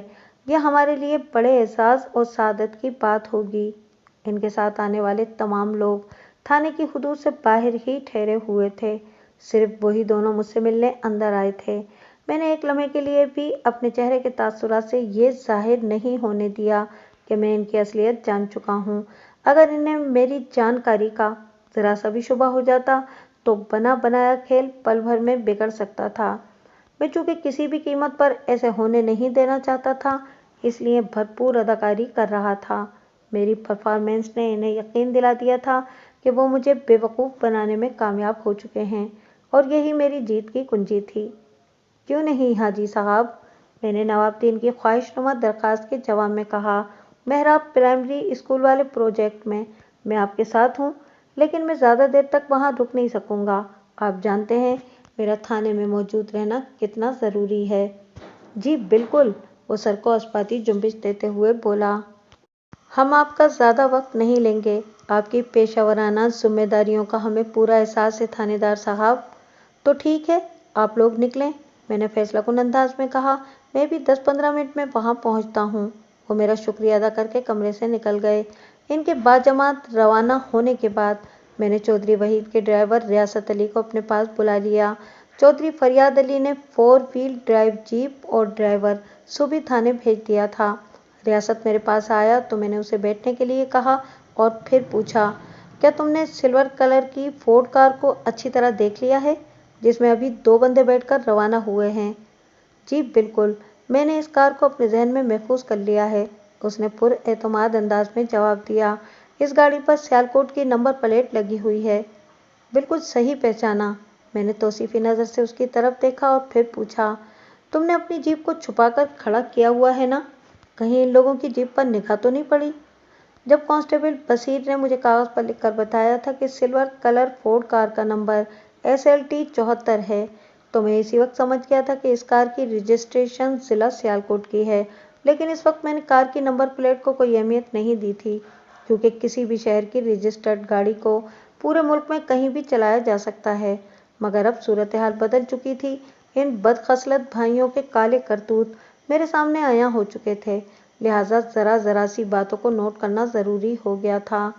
سوال ہی پیدا نہیں ہوتا تھانے دار صاحب، ریاست نے میرے استفسار کے جواب میں بتایا۔ میں نے جیپ کو تھانے سے ہٹ کر ایک اوٹ میں کھڑا کر رکھا ہے۔ تھانے میں آنے اور جانے والا کوئی بھی شخص اسے دیکھ نہیں سکتا۔ ویری گڈ، میں نے اسے شاباشی دی اور کہا، ابھی تو یہ لوگ گاؤں کی طرف گئے ہیں، میں بھی وہیں جا رہا ہوں۔ جب سلور کار یہاں سے واپسی کے لیے روانہ ہوگی تو ہم اس کا تعاقب کریں گے۔ ہمیں ان کے ٹھکانے کا پتہ لگانا ہے۔ تم میری بات سمجھ رہے ہو نا؟ جی تھانے دار صاحب، آپ کی بات تو میری سمجھ میں آ گئی ہے، لیکن وہ لوگ اسی کار میں بیٹھ کر چمن آباد گئے ہیں۔ اگر وہ ادھر ہی سے نکل گئے تو میں ان کا پیچھا کیسے کر سکوں گا؟ ریاست نے الجھن زدہ لہجے میں پوچھا، کیا میں بھی جیپ لے کر ادھر ہی چلا جاؤں؟ ہرگز نہیں، تم نے ادھر تھانے ہی میں موجود رہنا ہے، میں نے قطعی انداز میں کہا۔ یہ تعاقب تم نے اکیلے نہیں کرنا، بلکہ سادہ لباس میں بھی تمہارے ساتھ جیپ کی پچھلی نشست پر موجود رہوں گا۔ باقی جہاں تک سلور فورڈ کار کا معاملہ ہے تو میں نے لمحاتی توقف کر کے ایک گہری سانس خارج کی، پھر اپنی بات کو مکمل کرتے ہوئے کہا، وہ لوگ جہاں بھی جائیں میں کچھ ایسا انتظام کر دوں گا کہ واپسی سے قبل وہ تھانے میں مجھ سے مل کر جائیں۔ تمہیں اس سلسلے میں پریشان ہونے کی ضرورت نہیں ہے۔ تب تو ٹھیک ہے جناب، وہ ایک آسودہ سانس خارج کرتے ہوئے بولا، اب میں فکر مند نہیں ہوں۔ اس بات کا کوئی اندازہ قبل از وقت نہیں لگایا جا سکتا کہ یہ تعاقب مختصر ہوگا یا طویل، اور اگر طویل ہوگا تو پھر کتنا؟ میں نے ریاست کی آنکھوں میں دیکھتے ہوئے گمبھیر انداز میں کہا اور پھر پوچھا، جیپ میں فیول کی کیا پوزیشن ہے؟ جیپ کی ٹنکی فل ہے تھانے دار صاحب، اس نے ٹھوس لہجے میں جواب دیا، اور پیٹرول کے بھرے ہوئے 2 کین بھی گاڑی کے اندر رکھے ہیں۔ ٹھیک ہو گیا، میں نے اطمینان بھرے لہجے میں کہا، تم ادھر تھانے ہی میں رکو اور ہر لمحہ چاق و چوبند رہو، میں چمن آباد کا چکر لگا کر آتا ہوں۔ جو حکم تھانے دار صاحب، وہ فرما برداری سے بولا۔ میں نے حوالدار فرید خان کو ضروری ہدایات دیں اور چمن آباد کی طرف روانہ ہو گیا۔ جب میں وہاں پہنچا तो बुनियाद की खुदाई का काम शुरू हो चुका था। बैलगाड़ियों पर रखी हुई ईंटों को नीचे उतारकर खेत के अंदर एक तरतीब से रखा जा रहा था।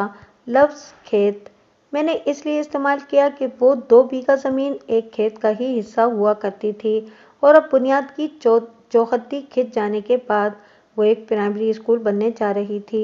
नवाबुद्दीन और वहाबुद्दीन काम की निगरानी कर रहे थे। मैं इनके नज़दीक जाकर खड़ा हो गया। आए जी थानेदार साहब, वहाबुद्दीन ने खुश दिली से कहा।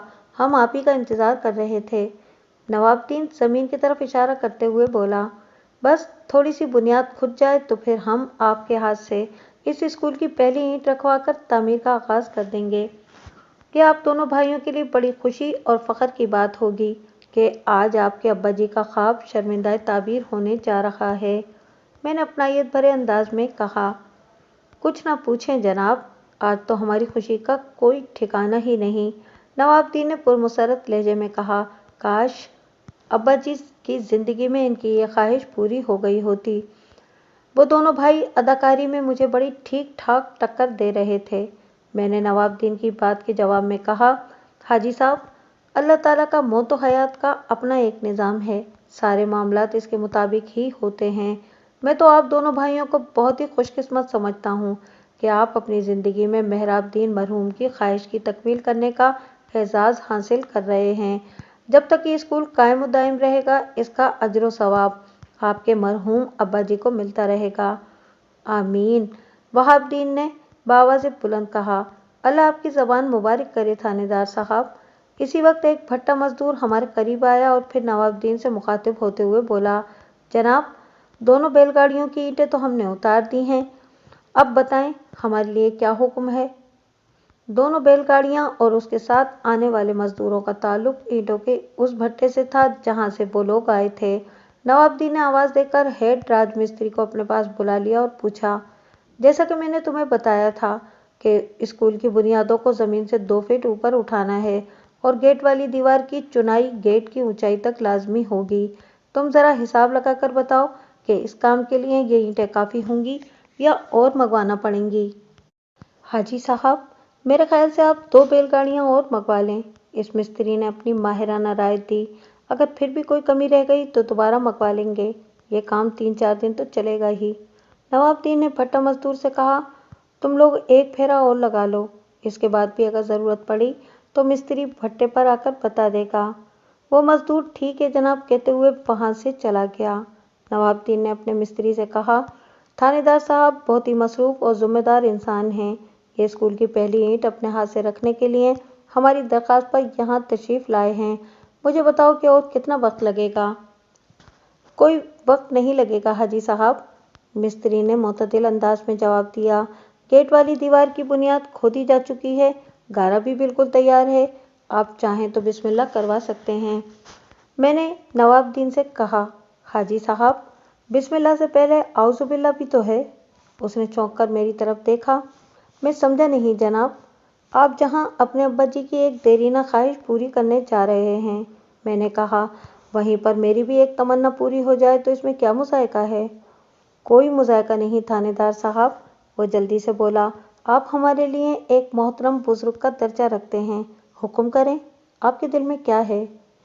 मैं मिलजुल कर ज़िंदगी गुजारने का कायल हूँ, मैंने मायना खेज अंदाज में कहा, क्योंकि इत्तेफाक में बहुत बरकत होती है।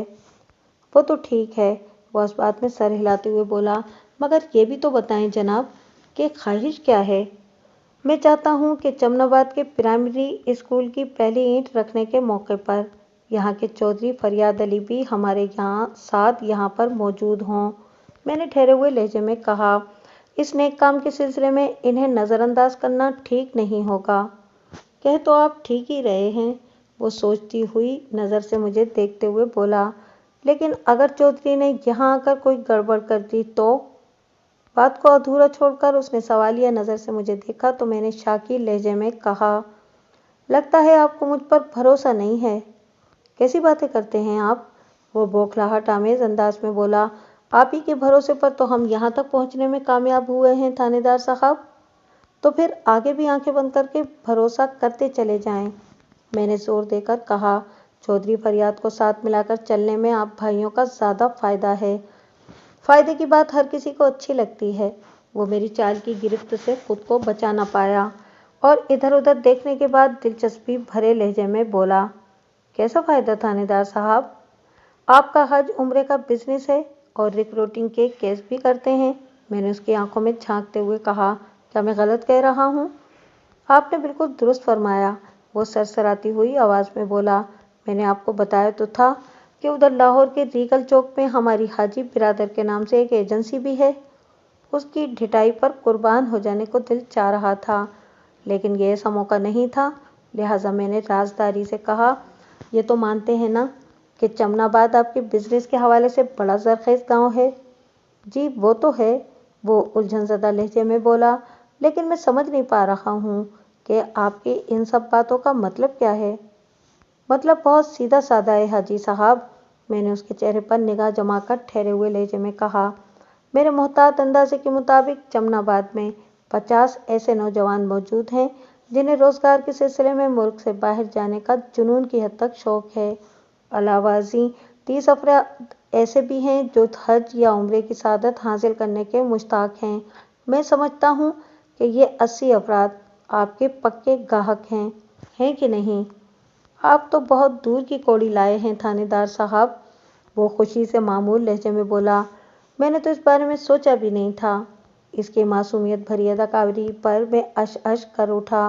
मैंने भी जवाब आं गज़ल के तौर पर अपने फ़न का मुजाहरा करते हुए ताकीदी अंदाज में कहा, तो आप सोचें ना हाजी साहब, आपने बहुत मुफीद मशवरा दिया है थानेदार साहब। वो मेरी तरफ देखते हुए तशक्कुर आमेज़ लहजे में बोला, ऐसा सोचना मुझ पर लाजिम हो गया है जनाब। मैं इसीलिए तो कह रहा हूँ कि चौधरी फरियाद को साथ लेकर चलने में आप लोगों का फ़ायदा है। मैंने कहा, इस गांव का बच्चा बच्चा, जवान जवान और बूढ़ा बूढ़ा चौधरी फरियाद के एक इशारे पर अपनी जान देने को तैयार है। आप मेरी बात समझ रहे हैं ना? समझ गया सरकार, वो खासे तवाना लहजे में बोला। चौधरी को सेट करना आपके ज़िम्मे है। हम अपने फ़ायदे में आपको नज़रअंदाज नहीं करेंगे, ये हमारा आपसे वादा है। मुझे कुछ नहीं चाहिए, मैंने कमज़ोर से लहजे में कहा। मैं तो सिर्फ आपका भला चाहता हूँ। हमारा और आपका भला अब अलग अलग नहीं है थानेदार साहब, वो मजबूत लहजे में बोला। आप हमारे दोस्त हैं और दोस्ती निभाना हमें अच्छे से आता है। आप इस चौधरी को संभाल लें बस, बाकी हम देख लेंगे। आप देखते जाएं मैं चौधरी को कैसे संभालता हूँ, मैंने पुरज़म लहजे में कहा।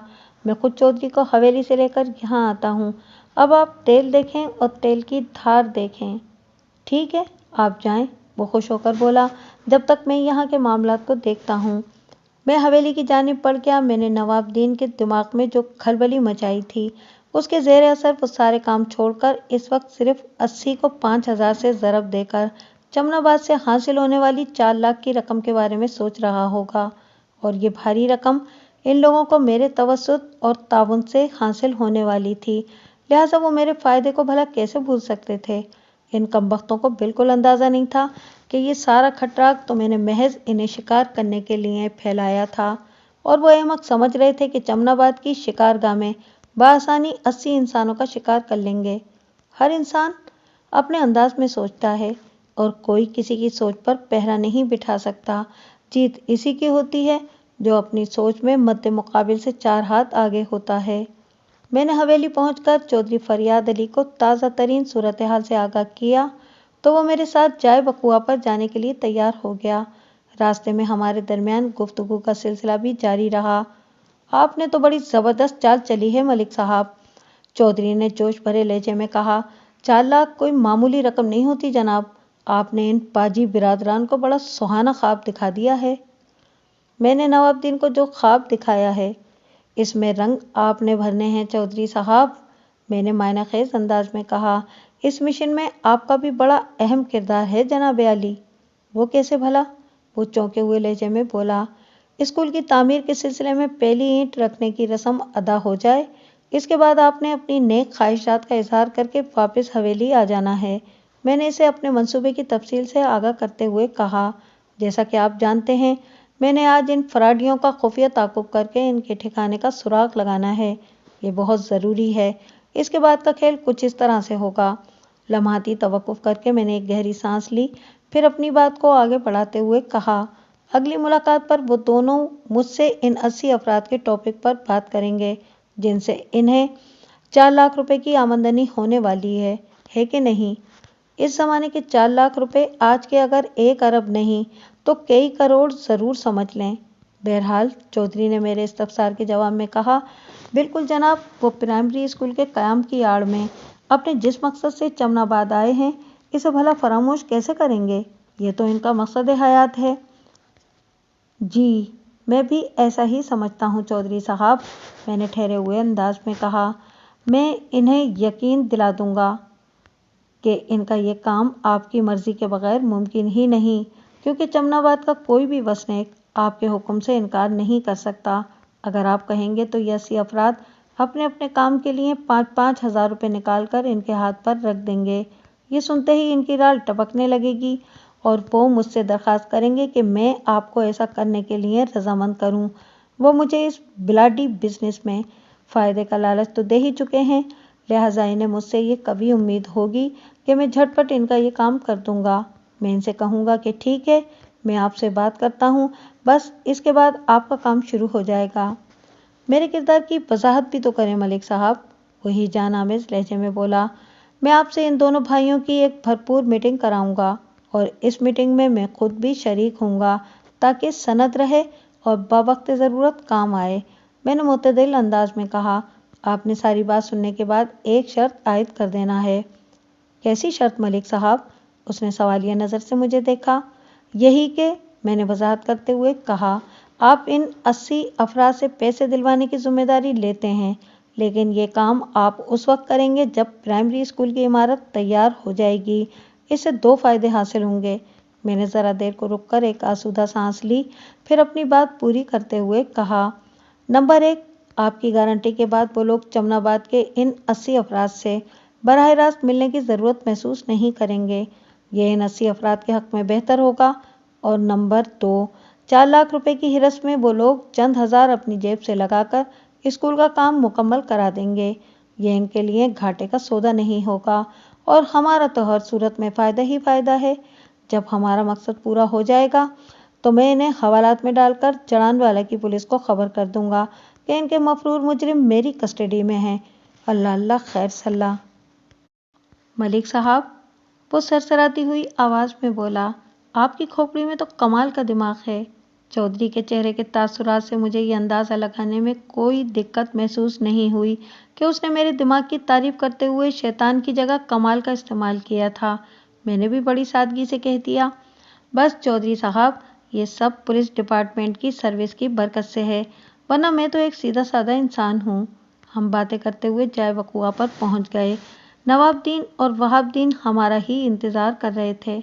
हमारे आते ही नवाबुद्दीन के इशारे पर मिस्त्री ने स्कूल की खुदी हुई बुनियाद के एक हिस्से के अंदर गारे का फर्श बिछा दिया। फिर मैंने और चौधरी फरियाद ने एक ईंट को दोनों किनारों से पकड़ा और मिस्त्री की रहनुमाई में उकड़ू बैठकर इस ईंट को गारे के फर्श पर जमा दिया। वहां पर मौजूद लोगों ने इजहार मुसरत के तौर पर तालियां बजाईं। इस मौके पर चौधरी फरियाद ने इन दोनों भाइयों को मुखातिब करते हुए तकरीर करने वाले अंदाज में कहा, मैं तालीम का दुश्मन नहीं हूँ हाजी साहब। जमनाबाद में आज एक प्राइमरी स्कूल की बुनियाद रख दी गई है जिसकी मुझे बेहद खुशी है। उम्मीद है कि आप लोग इस स्कूल के काम को जल्द से जल्द मुकम्मल करने की कोशिश करेंगे। अगर आपका साया और ताउन हमें हासिल रहा तो स्कूल की तामीर का काम 1-1.5 माह से ज़्यादा का नहीं है। वहाबुद्दीन ने चौधरी की बात के जवाब में कहा, बस हम बरसात के गुजरने का इंतज़ार कर रहे हैं। बरसात, धूप, छाँव, गर्मी, सर्दी, सब कुछ कुदरत के इख्तियार में है। मैंने फ़लसफ़ियाना अंदाज में कहा, इंसान अगर अपनी नीयत को साफ और अमल को जारी व सारी रखे तो मुश्किल से मुश्किल काम भी सहल हो जाता है। ये तो आप बिल्कुल दुरुस्त फरमा रहे हैं। नवाबुद्दीन ने तायदी अंदाज में गर्दन हिलाते हुए कहा, मैं अब चलूँगा। चौधरी ने कहा, आप लोग अपना काम जारी रखें। आपको किसी भी मरहले पर अगर मेरी ज़रूरत पेश आए तो बिला झिझक बता देना। चौधरी साहब, एक छोटा सा मसला है, नवाबुद्दीन ने कहा, जिसे आप ही हल कर सकते हैं। चौधरी ने सवालिया नज़र से उसकी तरफ देखा और पूछा, वो क्या हाजी साहब? चौधरी फरियाद अली महज़िब गुफ्तगू के तकाज़ों के पेश नज़र इन भाइयों को मुखातिब करते हुए लफ्ज़ हाजी का इस्तेमाल तो कर रहा था, लेकिन उसके होंठों की जुंबिश से मुझे ऐसा महसूस होता था कि वह इन्हें हाजी नहीं बल्कि पाजी कह रहा हो। और ये कुछ गलत भी नहीं था। नवाबुद्दीन और वहाबुद्दीन की हिस्ट्री बताती थी कि वो सर्टिफाइड पाजी भी हैं और पापी भी। बुनियाद की भराई और गेट वगैरह का काम 2-3 दिन तक ही चलेगा। वहाबुद्दीन ने चौधरी के इस्तफसार के जवाब में बताया, इस काम से वाबस्ता मिस्त्री और मजदूरों को अगर इधर जमनाबाद ही में क़याम का आसरा हो जाए तो इस तामीराती काम में काफ़ी आसानी पैदा हो जाएगी। ये तो कोई मसला ही नहीं है हाजी साहब, चौधरी ने बेपरवाही से कहा। आप बिल्कुल बेफिक्र हो जाएं, मैं अपने मुलाजिमों से कहकर आपके बंदों के लिए मंजी बिस्तरे और खाने पीने का बंदोबस्त करा दूंगा। बहुत शुक्रिया चौधरी साहब, नवाबुद्दीन ने कहा। हम आज शाम तक तो इधर जमनाबाद ही में हैं, इसके बाद वापस लाहौर चले जाएंगे। आपसे अब अगले हफ्ते ही मुलाकात होगी। इंशाअल्लाह ज़रूर, चौधरी ने गहरी संजीदगी से कहा। अपने हिस्से का आज का किरदार अदा करने के बाद चौधरी फरियाद अली हवेली की जानिब रवाना हो गया तो मैंने नवाबुद्दीन से कहा, हाजी साहब अब आप मुझे भी इजाज़त दें। जी ज़रूर, क्यों नहीं, वो जल्दी से बोला। मैंने कहा, जब आप वापस लाहौर जाने लगें तो मुझसे मिलते जाइएगा, आपसे एक ज़रूरी बात करना है। जी बिल्कुल बिल्कुल, आपको सलाम किए बगैर हम वापसी के बारे में सोच भी कैसे सकते हैं, वो अकीदत भरे अंदाज में बोला। आप तो हमारे गुरु हैं सरकार।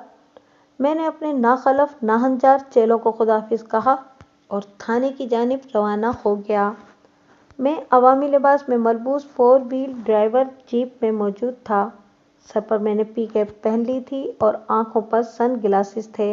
इस गेटअप में दूर से देखकर वो पाजी बिरादरान मुझे पहचान नहीं सकते थे, लिहाजा मैं जीप के अकबी हिस्से में बैठने के बजाय ड्राइवर के पहलू में पैसेंजर सीट पर बराए जमान हो गया था। सर जी, ड्राइवर रियासत अली ने इतला देने वाले अंदाज में बताया, वो सिल्वर फोर्ड थाने की तरफ आ रही है। आने दो, मैंने बेपरवाही से कहा, और इनके ताक़ुब के लिए ज़हनी और जिस्मानी तौर पर मुस्तैद हो जाओ। ओके सर जी, वो मुस्तैदी से बोला।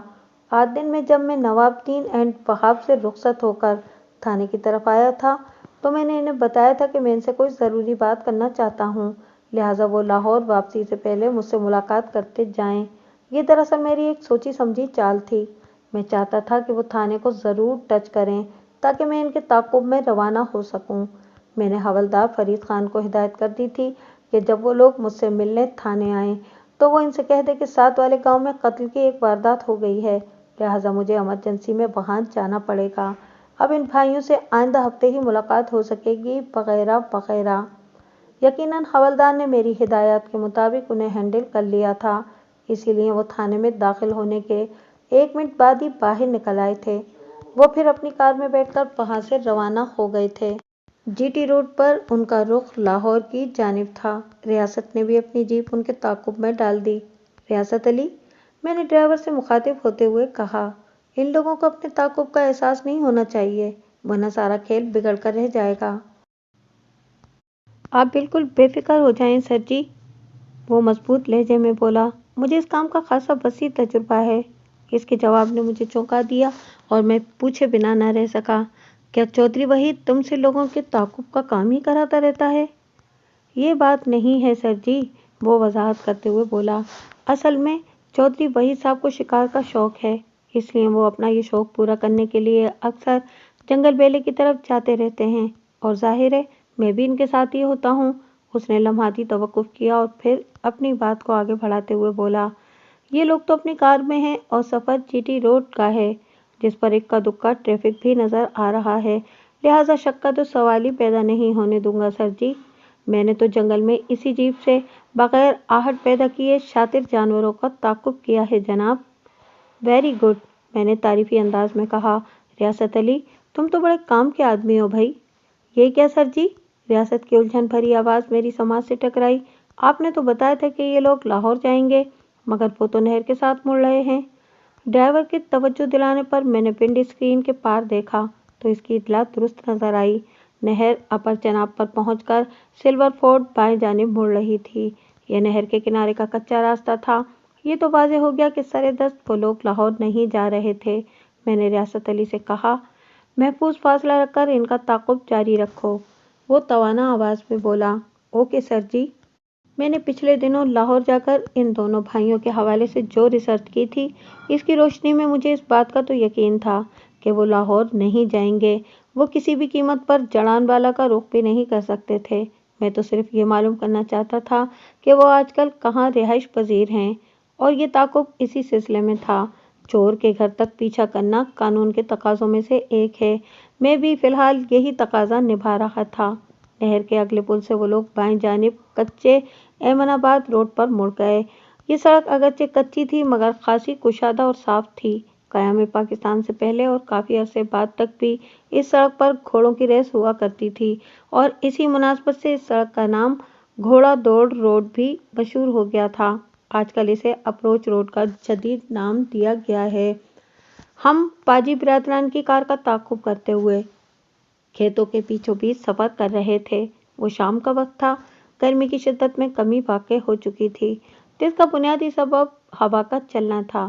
ہم کنہیا لال باغ کے نزدیک سے گزرے، ریلوے لائن کو کراس کیا اور دوبارہ جی ٹی روڈ پر آ گئے۔ لیکن اب ہمارا رخ لاہور کی مخالف سمت میں تھا۔ لاہور ہمارے تھانے کے جنوب میں واقع تھا، جبکہ ہم سلور فورٹ کا تعاقب کرتے ہوئے اس وقت شمال کی طرف جا رہے تھے۔ سر جی، یہ لوگ بہت ہی چیتا چال باز قسم کے انسان ہیں۔ ریاست کی سرسراتی ہوئی آواز ابھری۔ انہوں نے ہمیں چکر دینے کے لیے یہ سارا ڈرامہ رچایا ہے تاکہ ہم یہ نہ جان سکیں کہ انہیں کس سمت جانا ہے۔ تو تم مجھے یہ بتانے کی کوشش کر رہے ہو کہ انہیں اپنے تعاقب کا احساس ہو گیا ہے؟ میں نے کڑے لہجے میں پوچھا۔ وہ جلدی سے بولا، میرا یہ مطلب نہیں تھا سر جی۔ پھر کیا مطلب تھا تمہارا؟ وہ جی، میں یہ کہنا چاہ رہا تھا کہ انہوں نے احتیاطاً یہ سارا چکر چلایا ہے تاکہ اگر کوئی ان کا پیچھا کر رہا ہو تو وہ دھوکہ کھا جائے۔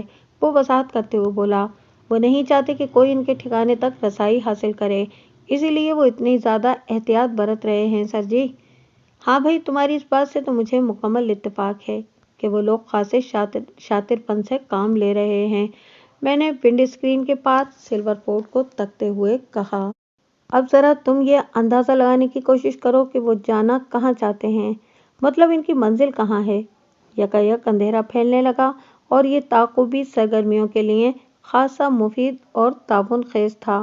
میرے سوال کے جواب میں ریاست علی نے کہا، سر جی، ان کی گاڑی پر سیالکوٹ کی نمبر پلیٹ لگی ہوئی ہے۔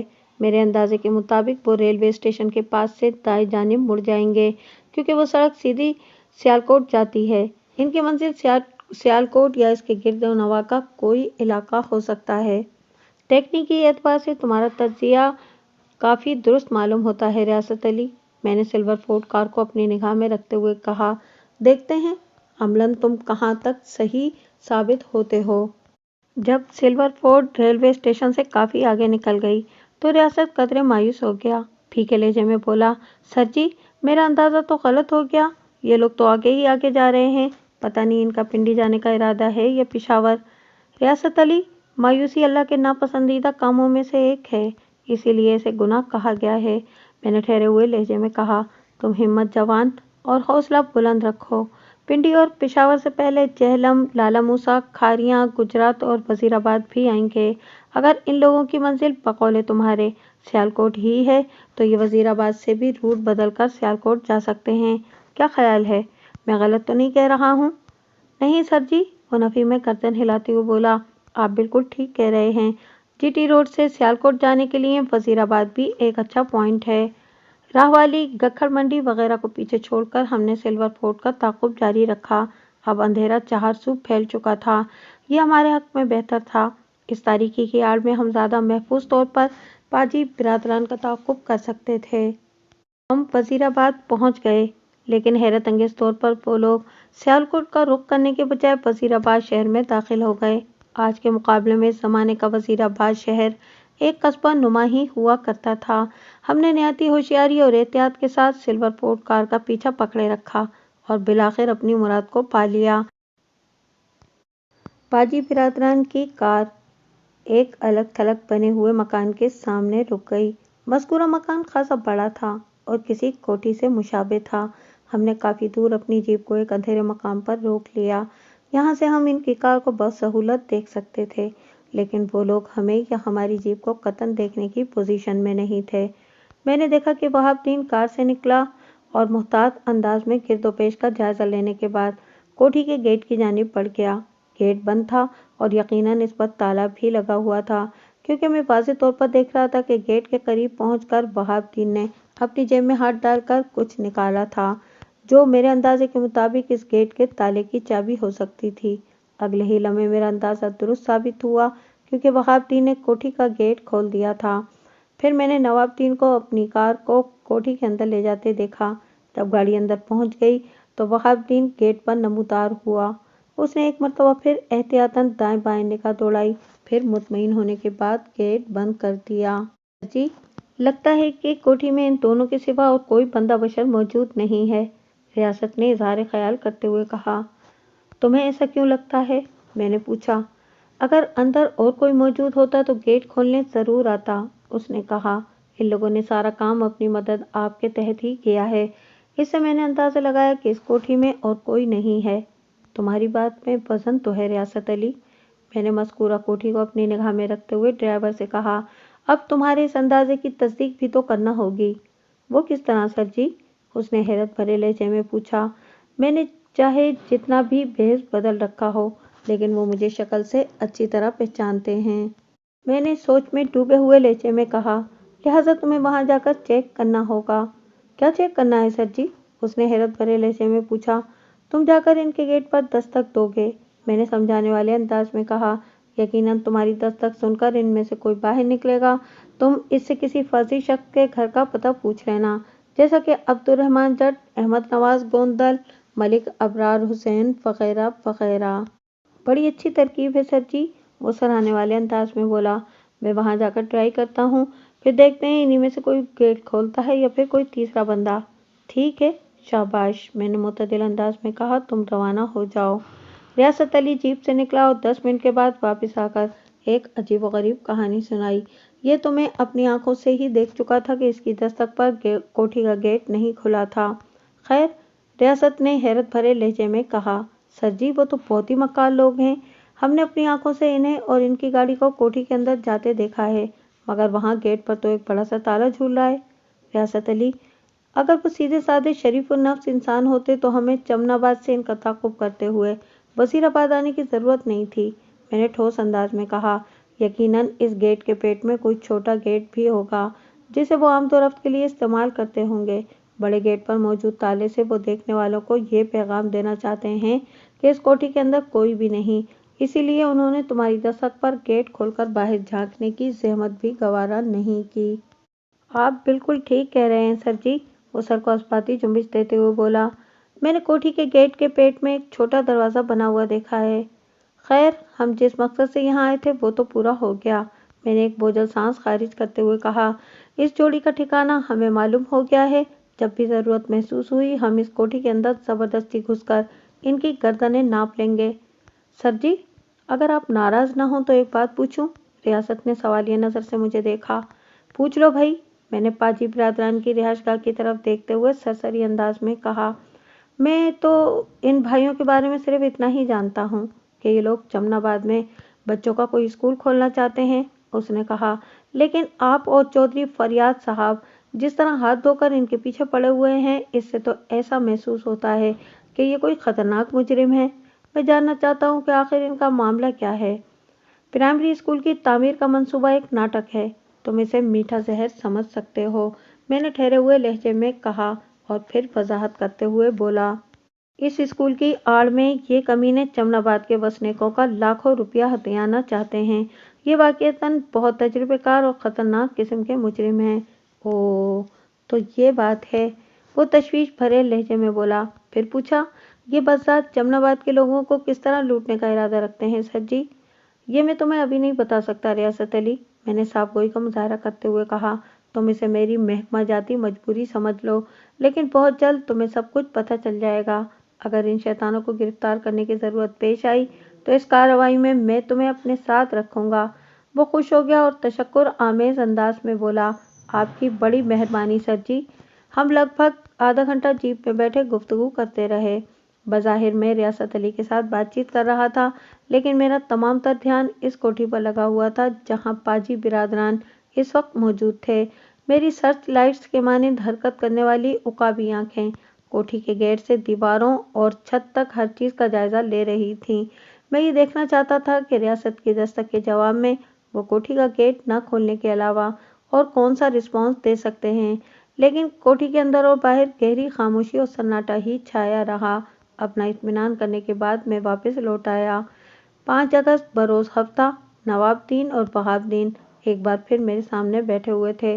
अब की मर्तबा मैंने इनके चेहरों के तासुरात का खुसूसी जायज़ा लिया ताकि ये अंदाज़ा लगा सकूं कि पिछले हफ्ते मैंने 4 व्हील ड्राइव जीप में इनका जो ताक़ुब किया था इसका इन्हें कुछ शक हुआ या नहीं। लेकिन मुझे उनकी बोलचाल और आंखों चेहरे के तासुरात से हर तरफ खैर ही खैर दिखाई दी। मैं मुतमईन हो गया। रस्मी अलेक सलेक के बाद मैंने मजाक के रंग में कहा, हाजी साहब आप हर हफ्ते ही को तशरीफ़ लाते हैं। मैं तो सोच रहा हूँ कि आपका नाम हफ्ते वाले भाईजान रख दूँ। वो दोनों मेरी बात के जवाब में मुस्कुरा दिए। नवाबुद्दीन ने धीमे लहजे में कहा, थानेदार साहब जब हमने आपको अपना दोस्त मान लिया तो फिर आप हमें कुछ भी कह सकते हैं। आपके दिए हुए हर नाम को हम आपका प्यार और मोहब्बत ही समझेंगे थानेदार साहब, बहाउद्दीन ने मोतदिल अंदाज में कहा। वैसे हम आपको बता चुके हैं कि हफ्ते को हमारी एजेंसी की छुट्टी होती है और इसलिए इस दिन हम लाहौर से बाहर के काम निपटाते हैं। जी मुझे याद है, मैंने जल्दी से कहा। मैं तो आपसे मजाक कर रहा था हाजी साहब। कोई बात नहीं, वो बेपरवाही से बोला। ये समझें कि आपका ये हक है। नवाबुद्दीन ने गहरी संजीदगी से कहा, स्कूल की बुनियाद का काम मुकम्मल हो चुका, गेट भी लगा दिया गया है। मेहराब प्राइमरी स्कूल का मैंने जो आरसी बोर्ड बनवाया था वो गेट पर आवेज़ां कर दिया गया है। बड़ा सा मुस्तकिल बोर्ड मैं इस वक्त लेकर आऊँगा जब स्कूल की इमारत मुकम्मल हो जाएगी। आज हम एक ख़ास मकसद से आपकी खिदमत में हाजिर हुए हैं थानेदार साहब। सब कुछ जानते बूझते हुए भी मैं अनजान बन गया और बारी बारी पाजी बिरादरान की तरफ देखते हुए बड़ी मोहब्बत से कहा, हाजी साहब आप हुक्म करें, मैं आपके लिए क्या कर सकता हूँ। आपने चौधरी फरियाद से हमारी मीटिंग कराना थी, उसने कहा, इन 80 बंदों के काम के सिलसिले में। जी बिल्कुल, ये तो मुझे अच्छी तरह याद है, मैंने जल्दी से कहा, फिर अपनी अदाकारी में हकीकत का फितरी रंग भरते हुए इजाफा किया। हम अभी हवेली चलकर चौधरी फरियाद से बात कर लेते हैं, लेकिन एक मामला वाज़ेह हो जाना चाहिए हाजी साहब। मैंने अपनी बात को मायना खेज मोड़ पर छोड़ा तो उन्होंने सवालिया नज़र से एक दूसरे को देखा और फिर बहाउद्दीन ने मुझसे पूछा, कौन सा मामला थानेदार साहब। आपने पिछली मुलाकात पर कहा था कि अगर मैं चौधरी फरियाद को इन 80 बंदों के काम के लिए राज़ी कर लूँ तो इस जेल में मेरा भी भला होगा। मैंने सपाट आवाज़ में कहा, मैं जानना चाहता हूँ कि इस बिज़नेस में मुझे कितना फ़ायदा पहुँचेगा। अच्छा हुआ आपने ये जिक्र छेड़ दिया, नवाबुद्दीन ने रसानियत भरे अंदाज में कहा। मेरे जहन में तो 9% है, आप हमसे क्या तवक्को रखते हैं। मैं तो 10% के बारे में सोच रहा था। 10% तो बहुत ज़्यादा है थानेदार साहब, वो मुझे अपने बिजनेस के पेचो खम से रूशनास कराते हुए बोला। यूँ समझ लें कि हम अपने क्लाइंट से इस काम के जो 5,000 लेते हैं इसमें से वीज़ा, टिकट, दीगर अखराजात निकाल कर हमें सिर्फ 10% प्रॉफिट होता है। अगर ये रकम हम आपको दे देंगे तो ज़रा सोचें हमारा क्या होगा। उसने कहा, ज़रा सोचें, तो मैं गहरी सोच में डूब गया। मुझे बहरे उलझनियात में गौतज़न देखकर वो अपनायत भरे लहजे में बोला, चलें, न हमारे 9% और न ही आपके 10%, इस मामले को 5% पर फिक्स करते हैं। यह आपकी हमारे साथ पहली डील है, हम आपको नाराज़ तो नहीं कर सकते ना, हम सब भाई मिल बांट कर खा लेंगे। बहाउद्दीन ने कहा कि 4 लाख रुपए का 5% भी कुछ छोटी मोटी रकम नहीं होगी थानेदार साहब, यह आपके कई महीनों की बल्कि कई सालों की तनख्वाह से भी ज़्यादा होगी। इन शातिर शैतानों ने 80 अफराद से लूटी जाने वाली रकम 4 लाख की तगड़ी रकम का अपने जहन में पूरा हिसाब किताब जोड़ रखा था। मैंने अपने चेहरे के तासुरात से ऐसे जाहिर किया जैसे इनकी बातों पर ईमान ले आया हूँ। डन, मैंने फैसला कौन अंदाज में कहा, मुझे आप लोगों की 5% वाली ऑफर कबूल है। तो फिर चलें चौधरी फरियाद के पास, बहाउद्दीन ने यारी से लबरेज लहजे में कहा। क्यों नहीं, मैं एक झटके से उठकर खड़ा हो गया और ठोस अंदाज में कहा, चलें हाजी साहब। इस मौजू पर चौधरी फरियाद अली से मेरी तफसीली बात हो चुकी थी और हमने पाजी बिरादरान को कुचलने के लिए एक शानदार मंसूबा भी बना रखा था। लिहाजा जब हवेली में चौधरी के सामने मैंने इन दोनों भाइयों का केस फाइल किया तो इसने पूरी तवज्जो से मेरी बात सुनी और मेरे खामोश होने पर उसने प्रोग्राम के मुताबिक कहा, आप मुझे इस बात की खुशी होगी कि अगर मेरी ज़ात से आप जैसे नेक लोगों को कोई फ़ायदा पहुँचे। वो इस वक्त पाजी बिरादरान से मुखातिब था। फिर वो रूए सुखन मेरी जानिब मोड़ते हुए बोला, मलिक साहब, मैं भला आपकी किसी बात से कैसे इनकार कर सकता हूँ? आपके तो मुझ पर इतने एहसानात हैं कि मैं आपसे आंख मिलाकर बात भी नहीं कर सकता। बस मेरी तरफ से एक ही छोटी सी शर्त है। चौधरी साहब, आप मुझे शर्मिंदा न करें। मैंने आपके साथ जो भी किया एहसान समझकर नहीं किया। मैंने ठहरे हुए लहजे में कहा, आप अपनी शर्त के बारे में बताएं। मैंने इन दोनों भाइयों को चौधरी के किसी सीक्रेट के हवाले से एक सनसनीखेज कहानी फिट कर रखी थी। चौधरी के हालिया रवैये ने इन्हें यकीन दिला दिया कि चौधरी की किसी दुखती हुई रग को मैंने बड़ी सफाई से दबा रखा है। ये तो आपका बड़ापन है मलिक साहब, के एहसान को एहसान नहीं समझ रहे, चौधरी ने लजाजत भरे अंदाज में कहा। फिर इन भाइयों की तरफ मुतवज्जा होकर इन अल्फाज में इजाफा कर दिया, मलिक साहब ने आपसे चमनाबाद के जिन 80 अफराद का जिक्र किया है, वो मेरे एक इशारे पर अपनी अपनी जेब से 5-5 हज़ार रुपये निकाल कर आपके कदमों में रख देंगे। मैं आपके बिजनेस को दवाम बख्शने के लिए इनसे ये ज़रूर कहूँगा कि वो आप पर भरोसा कर सकते हैं, लेकिन इससे पहले आपको मेरा एक काम करना होगा, और वो काम है कि मेहराब प्राइमरी स्कूल की तकमील। स्कूल की तामीर तो हमारे प्रोग्राम का हिस्सा है चौधरी साहब, नवाबुद्दीन ने कहा। हमने इससे इनकार कब किया है? बस हम तो ये चाह रहे थे कि बरसात का मौसम ज़रा आप लोगों की मर्जी है, चौधरी रूखे लहजे में बोला। मेरा वादा स्कूल की तकमील के साथ मशरूत है। इधर आप स्कूल को मुकम्मल करें, उधर 4 लाख रुपए 80 अफराद के काम का मुआवजा आपकी जेब में। अगर आपको कोई जल्दी नहीं है तो मुझे भी कोई परवाह नहीं। अगर आप इस मामले को लटकाएंगे तो ऐन मुमकिन है कि मैं अपनी पेशकश वापस ले लूं। इसके बाद आपको इन 80 अफराद से फर्दन फर्दन मिन्नत करना होगी, और वो सब भी मशवरे के लिए मेरे पास ही आएंगे। मैं तो आपके लिए आसानी चाह रहा था, अब फैसला आपके हाथ में है। चौधरी फरियाद की दबंग और दो टोक गुफ्तगू ने इन दोनों भाइयों के 14 तबक गुल कर दिए थे। इन्हें 4 लाख रुपए अपने हाथ से निकलते दिखाई दिए। इन जैसे ज़मीर फरोश और दरिंदा सिफ्त इंसान इतना बड़ा नुकसान बर्दाश्त करने का तसव्वुर भी नहीं कर सकते थे। उन्होंने बाहमी मशवरे के लिए चौधरी से 10 मिनट की मोहलत मांगी। चौधरी फरियाद ने इन्हें एक अलग थलग कमरे में पहुंचा दिया। लगभग 5 मिनट के बाद पाजी बिरादरान की हतमी नतीजे पर पहुंचने के बाद कमरे से बाहर आए। फिर चौधरी को उन्होंने अपने फैसले से आगाह कर दिया। चौधरी साहब, हमें आपकी शर्त मंजूर है। हमें उम्मीद है कि आप भी अपने वादे का पास करेंगे।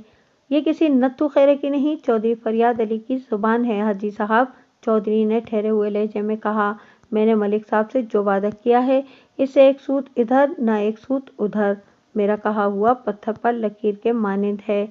ठीक है, नवाबुद्दीन ने अटल लहजे में कहा। कल ही शाम से हम स्कूल की तामीर का काम शुरू करवा रहे हैं।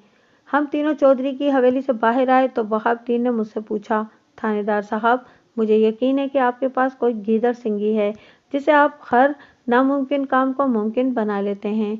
आपका अंदाज़ा 100% दुरुस्त है हाजी साहब, मैंने गहरी संजीदगी से कहा। आप इस प्राइमरी स्कूल को जल्द से जल्द मुकम्मल करके मुझे चौधरी की नज़र में सच्चा साबित कर दें। मैं वो गीदड़ सिंगी आपको गिफ्ट कर दूंगा। आप मजाक तो नहीं कर रहे ना? उसने बेयकीनी से मुझे देखा। आपकी दोस्ती की कसम हाजी साहब, मैंने जज्बात से मखलूब आवाज़ में कहा। आपके लिए तो मेरी जान भी हाजिर है। एक गीदड़ सिंगी की क्या हैसियत है? वो ऐसी नज़र से मुझे तकने लगा जैसे मैं दुनिया का सबसे बड़ा अहमक हूँ। मैं भी इसके बारे में कुछ ऐसा ही सोच रहा था। ये अलग बात कि मेरे विचार चेहरे और आंखों से आया नहीं थे। इस साल अगस्त में मामूल से कम बारिशें हुई थीं। इस पर ज़्यादा लेबर और ज़्यादा वक्त तक काम की बरकत से सितंबर के इब्तिदाई दिनों में इस प्राइमरी स्कूल की इमारत हलिया से मुकम्मल हो गई। हाजी बिरादरान ने 4 लाख रुपए के लालच में एक क्लाइंट से मिलने वाली मुतवक्के रकम से भी कम पैसे अपनी जेब से लगाकर जमनाबाद के बच्चों के लिए एक देरपा और मुफीद काम कर दिया था। आइंदा हफ्ते के रोज़ वो मज़कूरा स्कूल पर बाकायदा बोर्ड लगाकर इसका इफ्तिताह करने आने वाले थे। اس دوران میں نے بھی چند ضروری کام نمٹا لیے تھے، جن میں کسی پینٹر سے چمن آباد پرائمری اسکول کا عالیشان بورڈ بنوانے کے علاوہ علاقہ ایس پی سے ملاقات بھی شامل تھی۔ میں نے ایس پی صاحب کو اپنی اب تک کی کارگزاری سے تفصیلاً آگاہ کرنے کے علاوہ آئندہ ہفتے کے پروگرام کے بارے میں بھی بتا دیا تھا۔ انہوں نے پوری توجہ سے میری بات سنی اور سراہنے والے انداز میں کہا، حیات، یہ تم نے ایک مثالی اور بہت بڑا کام کر دیا ہے۔ ان دونوں بھائیوں کو عبرتناک انجام تک پہنچانا ضروری تھا۔ تم ہفتے کے روز اپنے حصے کا فائنل کام مکمل کر کے انہیں اپنے تھانے کی حوالات میں پہنچاؤ۔ جلان والا اور وزیر آباد کی پولیس کو میں خود دیکھ لوں گا۔ تینوں مقامات پر ایک ساتھ کریک ڈاؤن ہوگا۔ میں ایس پی صاحب کا شکریہ ادا کر کے واپس آ گیا تھا۔ آئندہ ہفتے سے ایک روز پہلے یعنی جمعے کی نماز کے بعد میرا تیار کیا ہوا چمن آباد پرائمری اسکول والا بورڈ اسکول کے گیٹ کے اوپر فکس کر دیا گیا۔ ہفتے کی صبح جب پاجی برادران محراب پرائمری اسکول والے بورڈ کے ساتھ چمن آباد پہنچے تو اسکول کی پیشانی پر لگے ہوئے بورڈ کو دیکھ کر حیرت بھرے لہجے میں مجھ سے استفسار کیا، تھانے دار صاحب، یہ کیا تماشا ہے؟ ہم تو اس اسکول کے لیے لاہور سے بورڈ تیار کروا کر لائے ہیں۔ آپ اس بورڈ کو آپ لوگ میانی صاحب قبرستان میں دفن اپنے ابا جی مرحوم و مغفور محراب دین کی تربت پر آویزاں کر دیں۔ میں نے طنزیہ لہجے میں کہا، اسکول پر جس بورڈ کا حق تھا وہ لگا دیا گیا ہے۔ یہ کیا بکواس کر رہے ہیں آپ؟ وہاب الدین غصے سے لال پیلا ہوتے ہوئے بولا، مجھے ان خبیث الاخبث نامرادوں سے ایسے ہی جارحانہ رد عمل کی توقع تھی، لہٰذا میں ان کا مکوح فٹ کرنے کے لیے پوری تیاری کے ساتھ وہاں پہنچا تھا۔ میرے اشارے پر دو مسلح پولیس اہلکار درختوں کی اور سے نکل کر سامنے آ گئے اور انہوں نے پاجی برادران کو اپنی ہتھکڑیوں کے رائفلوں کے نشانے پر رکھ لیا۔ تمہارے ناپاک کھیل ختم ہو چکا ہے کمینوں، میں نے وہاب الدین کی آنکھوں میں دیکھتے ہوئے خونخوار لہجے میں کہا، باقی کی باتیں حوالات میں ہوں گی۔ جلان والا کی پولیس تمہیں لینے آ رہی ہے۔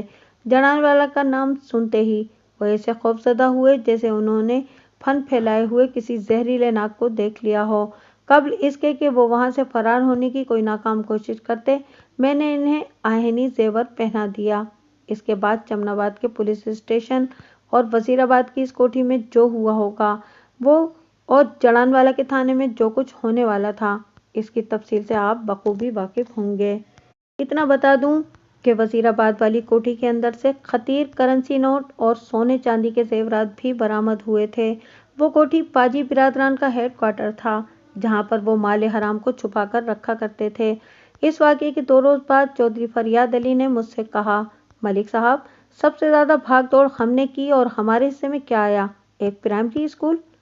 چودھری صاحب، میں نے اس کی سوچ کی آنکھیں کھولنے کی غرض سے کہا، رزق حلال کے حصول کے لیے ہمیشہ کڑی محنت ہی کرنا پڑتی ہے۔